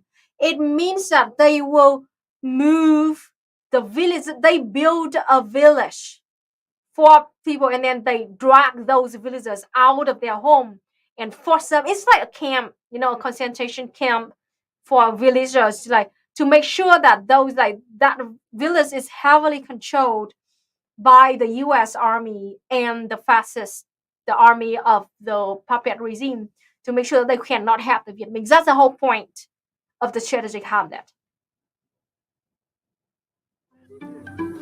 As the ARVN and their advisors pursued the Viet Cong, the government of Ngo Dinh Diem had launched an ambitious program meant to gain control of the countryside by concentrating the rural population into thousands of fortified settlements, ringed with barbed wire and moats and bamboo spikes meant to keep out the Viet Cong.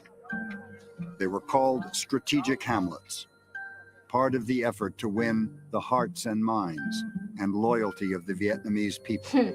Yeah. It The failed French had tried miserably, something by the like way. it a decade before. They had called it pacification. President Ziem's strategic hamlet program is making Look at the substantial fascists with the flag. progress. About 1,600 of the some 14,000 hamlets have been fortified to date. By the summer of 1962, news from South Vietnam seemed so promising that Defense Secretary Robert McNamara made sure the Pentagon was prepared to implement a plan for a gradual withdrawal of American advisors to be completed by 1965. So far as most Americans knew, the See, look at that collaborator. This is the army, the soldier of the ARV and the army of like Vietnam, the South Vietnam. This is like whole fucking gun is against his father and the little kid on the rice field. Are we supposed to feel sorry for them? Like, excuse me, fuck them all. Look at this. Hold the American guns and pointing it out, or even like fucking kid like this. United States was achieving its goal, a stable, independent, anti-communist state in South Vietnam. This is a fascist state. It Look at that. was a struggle this country cannot shirk, the New York Times said, and the United States seemed to be winning it. By slaughtering people, yep. Seem to be winning it. Actually, they're not. They're losing terribly.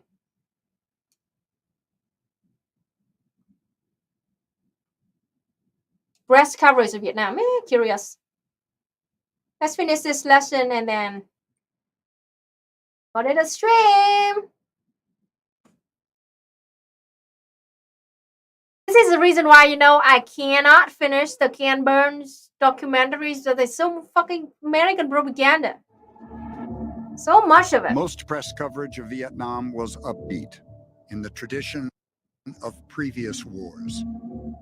But a handful of young reporters, including Neil Sheehan, David Halberstam of the New York Times, and Malcolm Brown of the Associated Press, who spent time in the field with officers like Van, were beginning to see that from the Vietnamese countryside, things looked very different than they did from the press offices in Washington or Saigon. Yes, because you literally backed a fascist puppet regime.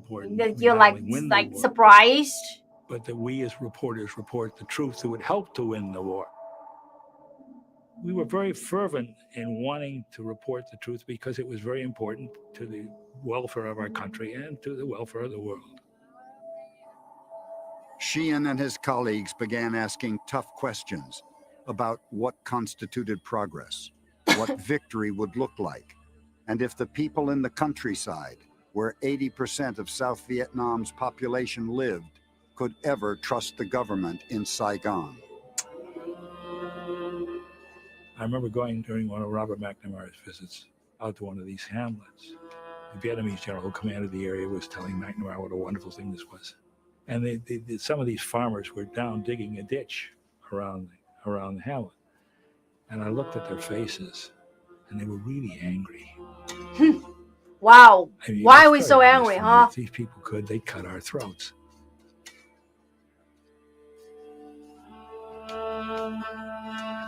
Farmers resented being forced to abandon their homes and move to strategic hamlets. Yeah, exactly what I said. Corrupt officials siphoned off funds, and villagers blamed the Diem regime for failing to protect them from guerrilla attacks.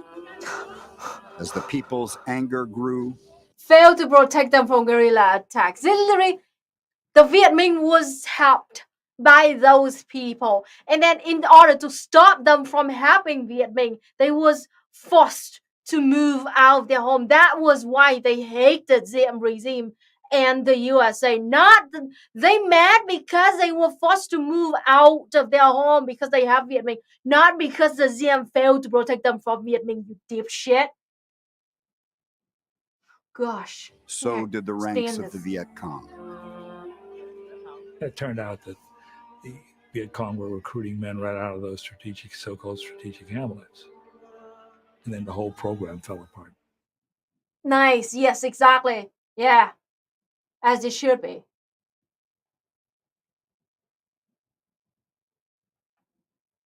Isn't I don't know what's this, and then that's it gonna be the last video we watch today, I think. Ngô Diệm the Museum.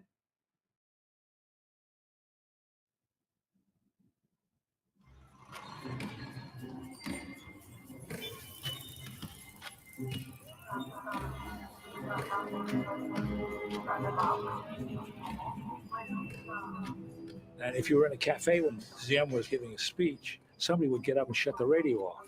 He'd be coming in over the radio. Somebody would get up and he'd just shut the radio off. He was not connected to his own population.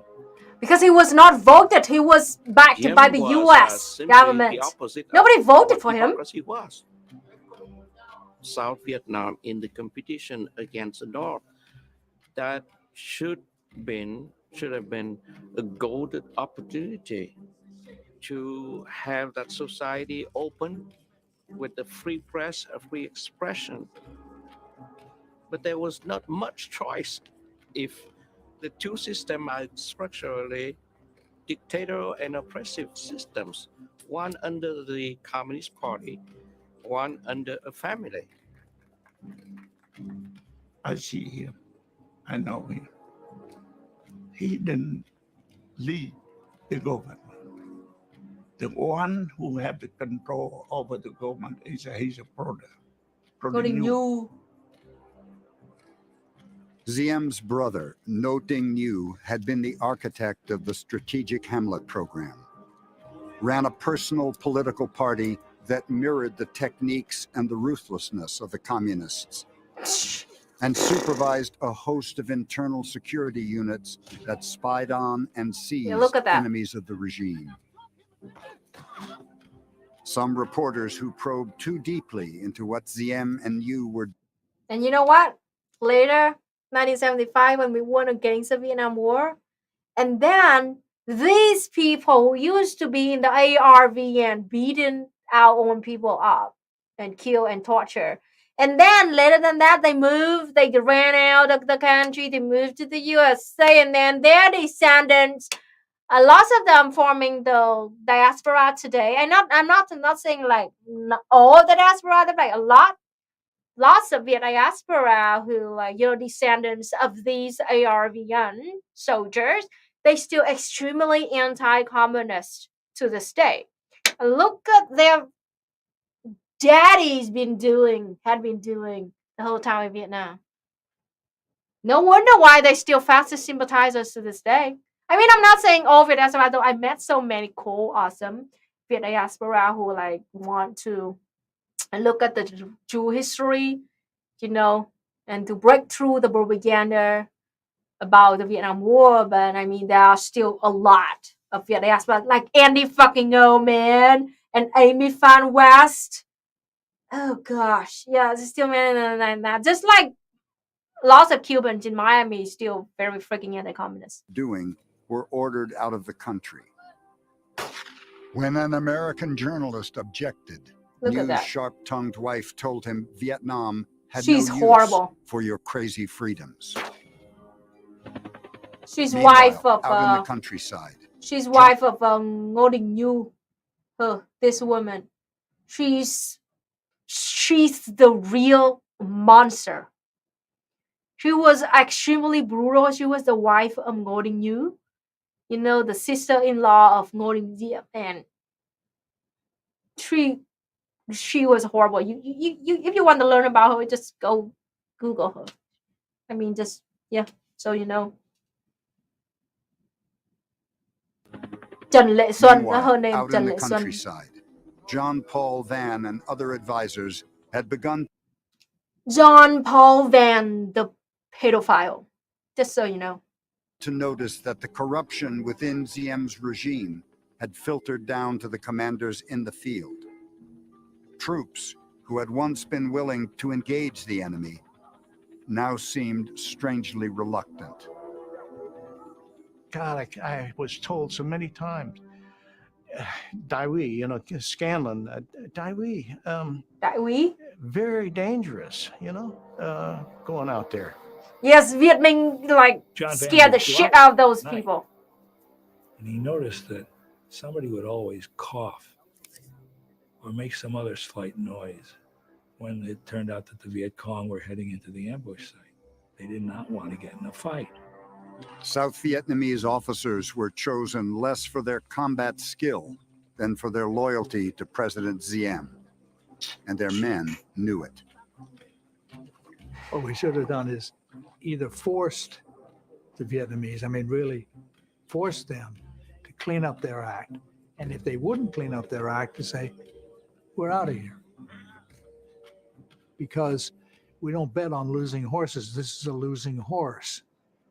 You are not going to win this insurgency. We as Americans should have understood the desire of the Vietnamese people to have their own country. Yeah, you should have. We did the same thing to the Brits.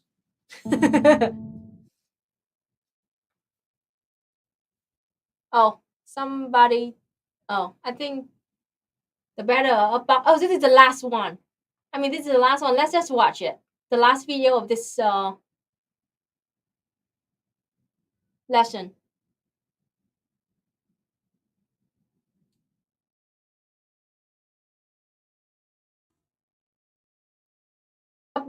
A buck is another brutal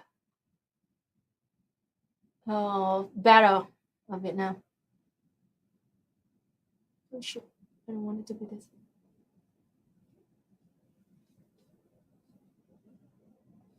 Wait a minute. Wrong. This one, right? Oh, this one. Okay. Wait a minute. Did I just choose the wrong one again? Should be this one. Hey. All right.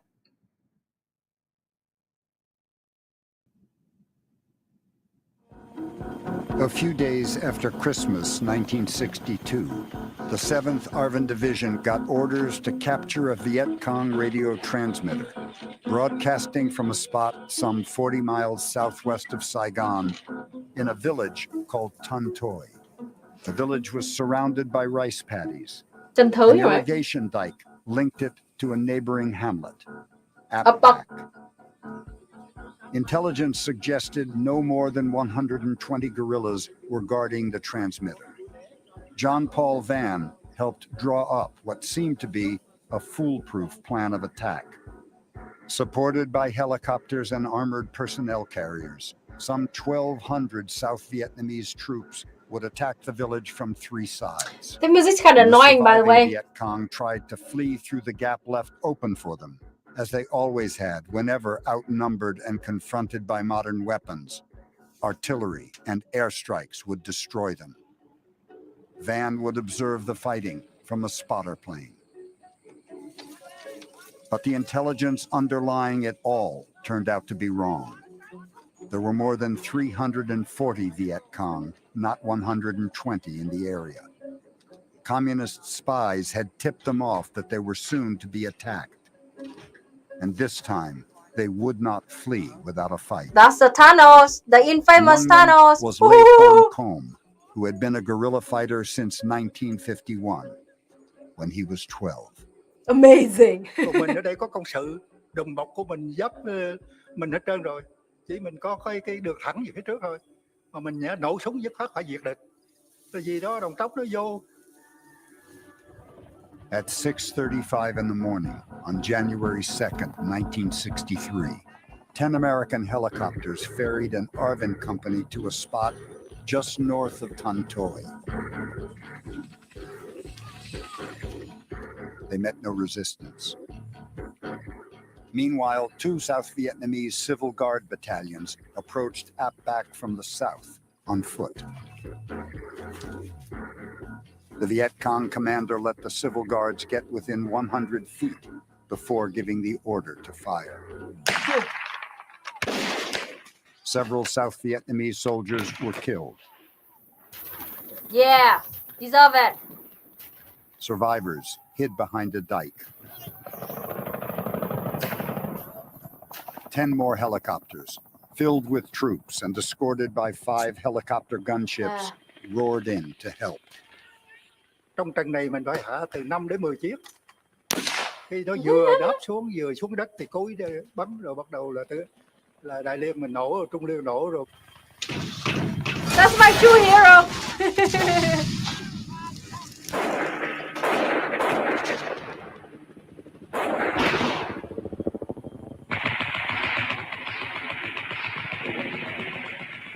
Viet Cong machine guns hit 14 of the 15 aircraft. Wow. 5 would be destroyed. It's 14 killing out of and 15. wounding American crewmen. Amazing. Lúc đó không còn cái vụ sợ giặc nữa. Lúc đó anh em nào nhát đi nữa nó còn cái động tác là sợ địch. The enemy concentrated their fire on the ARVN struggling to get out of the downed helicopters.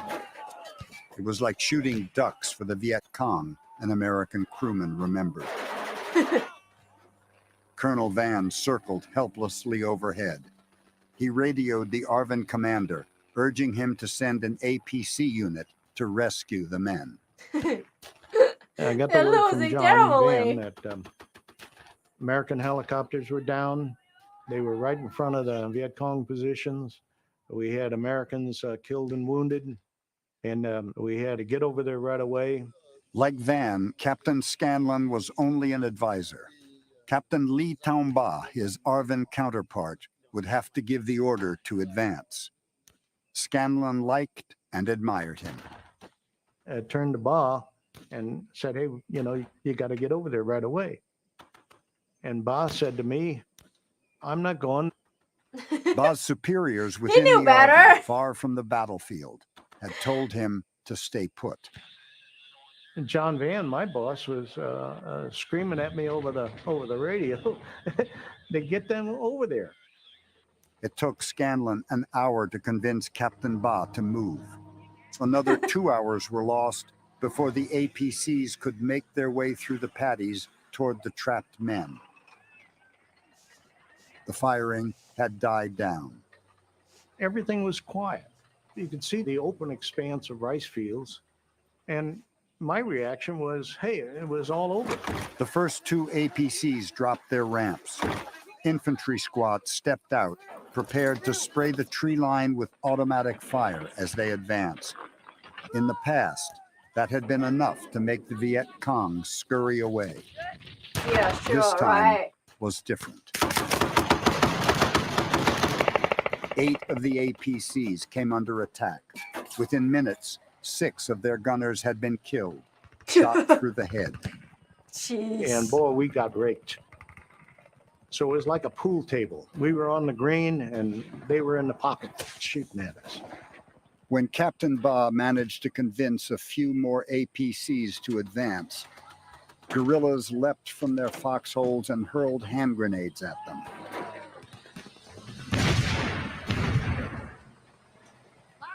None did any real damage, but the drivers were so demoralized that they halted, turned around.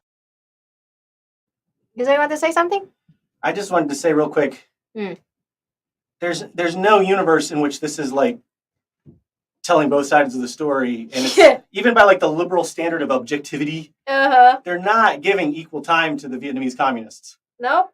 I mean, they brought them in and they have some like token. They're talking about like a couple of battles, but it's like Exactly. 90%. 90% of the whole interview from Western perspective. Yeah, or the South Vietnamese. So like, one fascists. Viet Cong guy had 5 lines. That's it. Yeah, but the whole marketing behind this documentary was like, oh, it shows both sides. Yeah. He Bullshit. interviewed actual Vietnamese communists, but it's like, I want to know what's on the cutting room floor.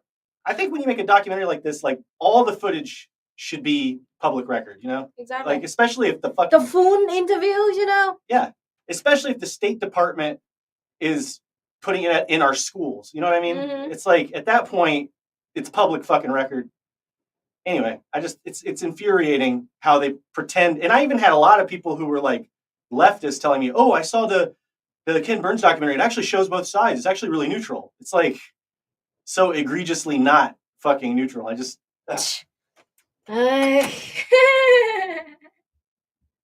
Round and withdrew behind the wrecked helicopters.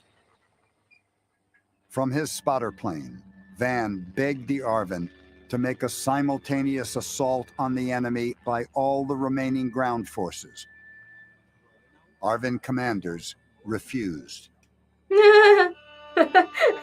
That night, the Viet Cong melted away, carrying most of their dead and wounded with them.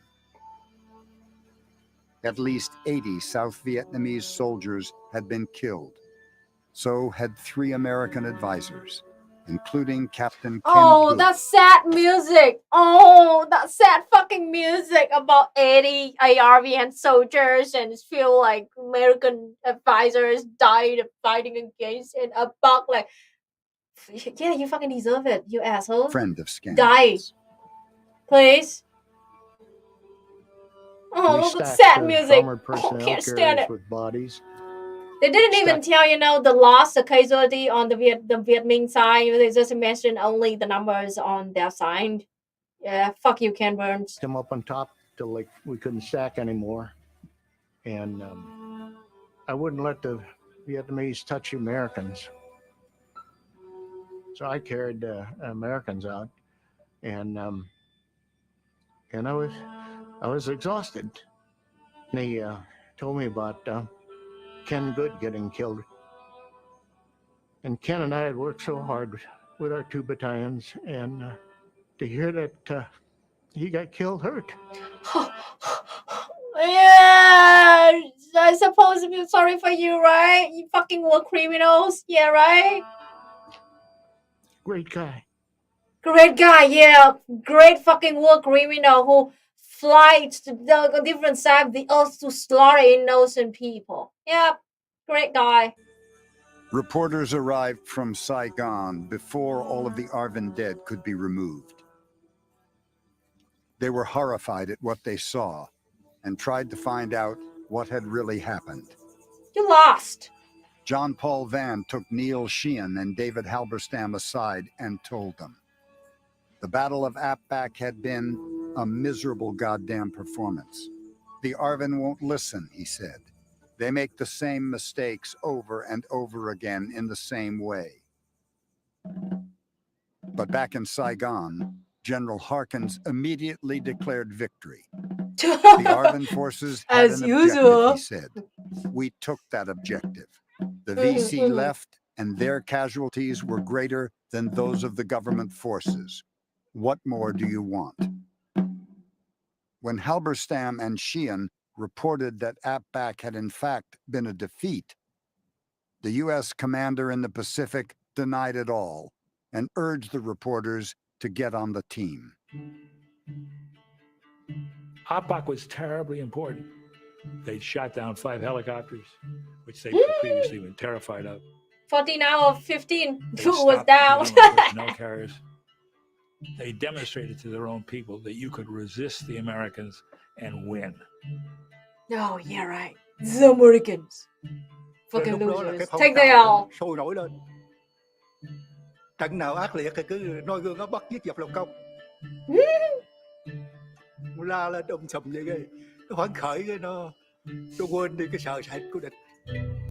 Look at the face of the winner. Look at this, like the American guy, like, oh, great guy. I'm so sad knowing him like was killed, hurt. And this, like, you know, the Viet Cong, like, just like have a big smile, you know, party. Let's party. Oh gosh. You know, though, this is Mm-hmm. propagandistic too. Oh yeah, They're not going to ever show. Yes, exactly. They're not going to ever show South Vietnamese or an American soldier like relishing in a victory or showing how happy they were that they won. They do this to make it because like to make like the Viet Cong sound like evil, you know, like we kill a bunch of people and we smile, laugh. We'll smile and laugh about we beat the British in the Revolutionary War, we beat the Nazis in World War II, and we'll show American soldiers laughing about that. But here, because we've been so conditioned to see the Viet Cong as like evil, it's like they show somebody laughing and happy because they won. It's going to be interpreted by an American audience as, oh, he's so cold-blooded. And they just played all the sad music and showed, everybody died. It was so sad. We have sad music. Like their emotion. This is propaganda technique. This is like Leni Riefenstahl 101. This is literally manipulation. Yeah. You know, your emotional manipulation. So they show the sad music and they say, oh, 80 ARVN soldiers died. It was so sad. Cut to the Vietnamese communists. Yeah, we kicked their asses. It was awesome. Yeah. Makes him look callous and cold and like a fucking psychopathic killer. That's what they're trying. You know, that's definitely. I'm telling you, like as a filmmaker, that's absolutely. There's no doubt that's what they're doing here. No doubt. Phấn khởi cái nó quên đi cái sợ sệt của địch. In Hanoi, the Battle of Ap Bac was seen by Party First Secretary Lê Duẩn and his Politburo allies as evidence of the inherent weakness of the South Vietnamese regime. Yeah. Even nobody when voted faced with for American them. advisors and weaponry, the Viet Cong had learned how to inflict heavy casualties on Saigon's forces and get away again. In Saigon, President Diem claimed the ARVN were winning, not losing. Ap Bac had only been a momentary setback. And he resented Americans telling him how to fight his battles or run his country. The president's sister-in-law, Madame New, went further. She denounced the Americans as false brothers. We don't have a prayer of staying in Vietnam, President Kennedy privately told a friend that spring. These people hate us, but I can't give up a piece of territory like that to the communists and then get the people to Like they re-elect have a fucking none of the business in Vietnam whatsoever. But John F. Kennedy talk about it as if like we already belong to them or something. They have some saying here or something. Like we cannot leave this piece of land to the communists. Literally, these communists are Vietnamese and we born and living in this land. We're fucking like it is ours, and we have the right to literally to to control it, to run it. Oh, I hate John F. Kennedy now. You only hate him now? Welcome to the outside world of the indoctrination. Oh, gosh.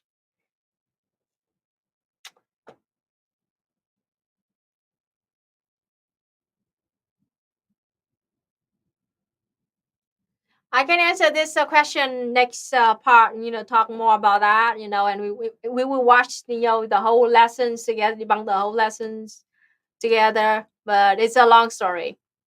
JFK was one of your favorite. Well, I'm happy for you that you got out of it.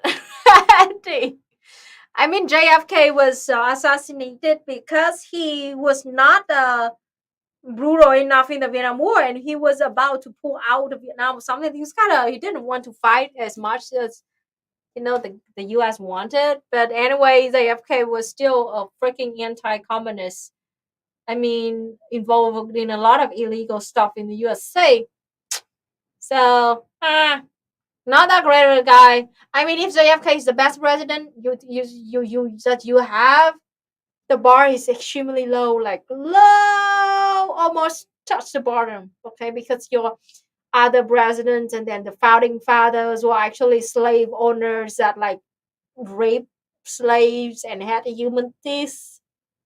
So, and the rest of your presidents are like mostly like war criminals, except Abraham Lincoln, I guess.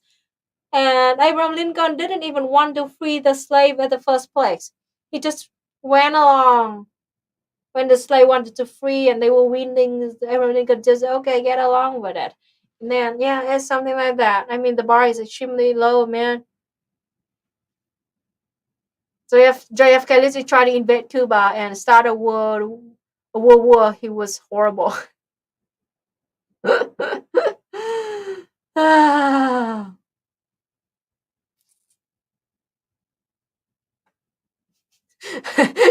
I saw him in the seventh circle of hell. Yeah, Abraham Lincoln, like, yeah, I mean, he just like the least evil, I guess. Doesn't mean that he was not evil.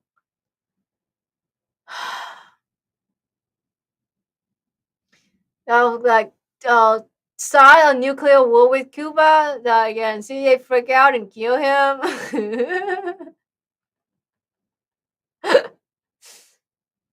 JFK is like Obama. Yeah, a lot of liberals think he's like superficially awesome, but the deeper you look, the worse he gets until you can no longer deny he was terrible. He was trying to issue a secret ultimatum to prevent the Israelis from getting a secret nuke, but he failed. What the hell is this piece of information? Never heard of it. Wow.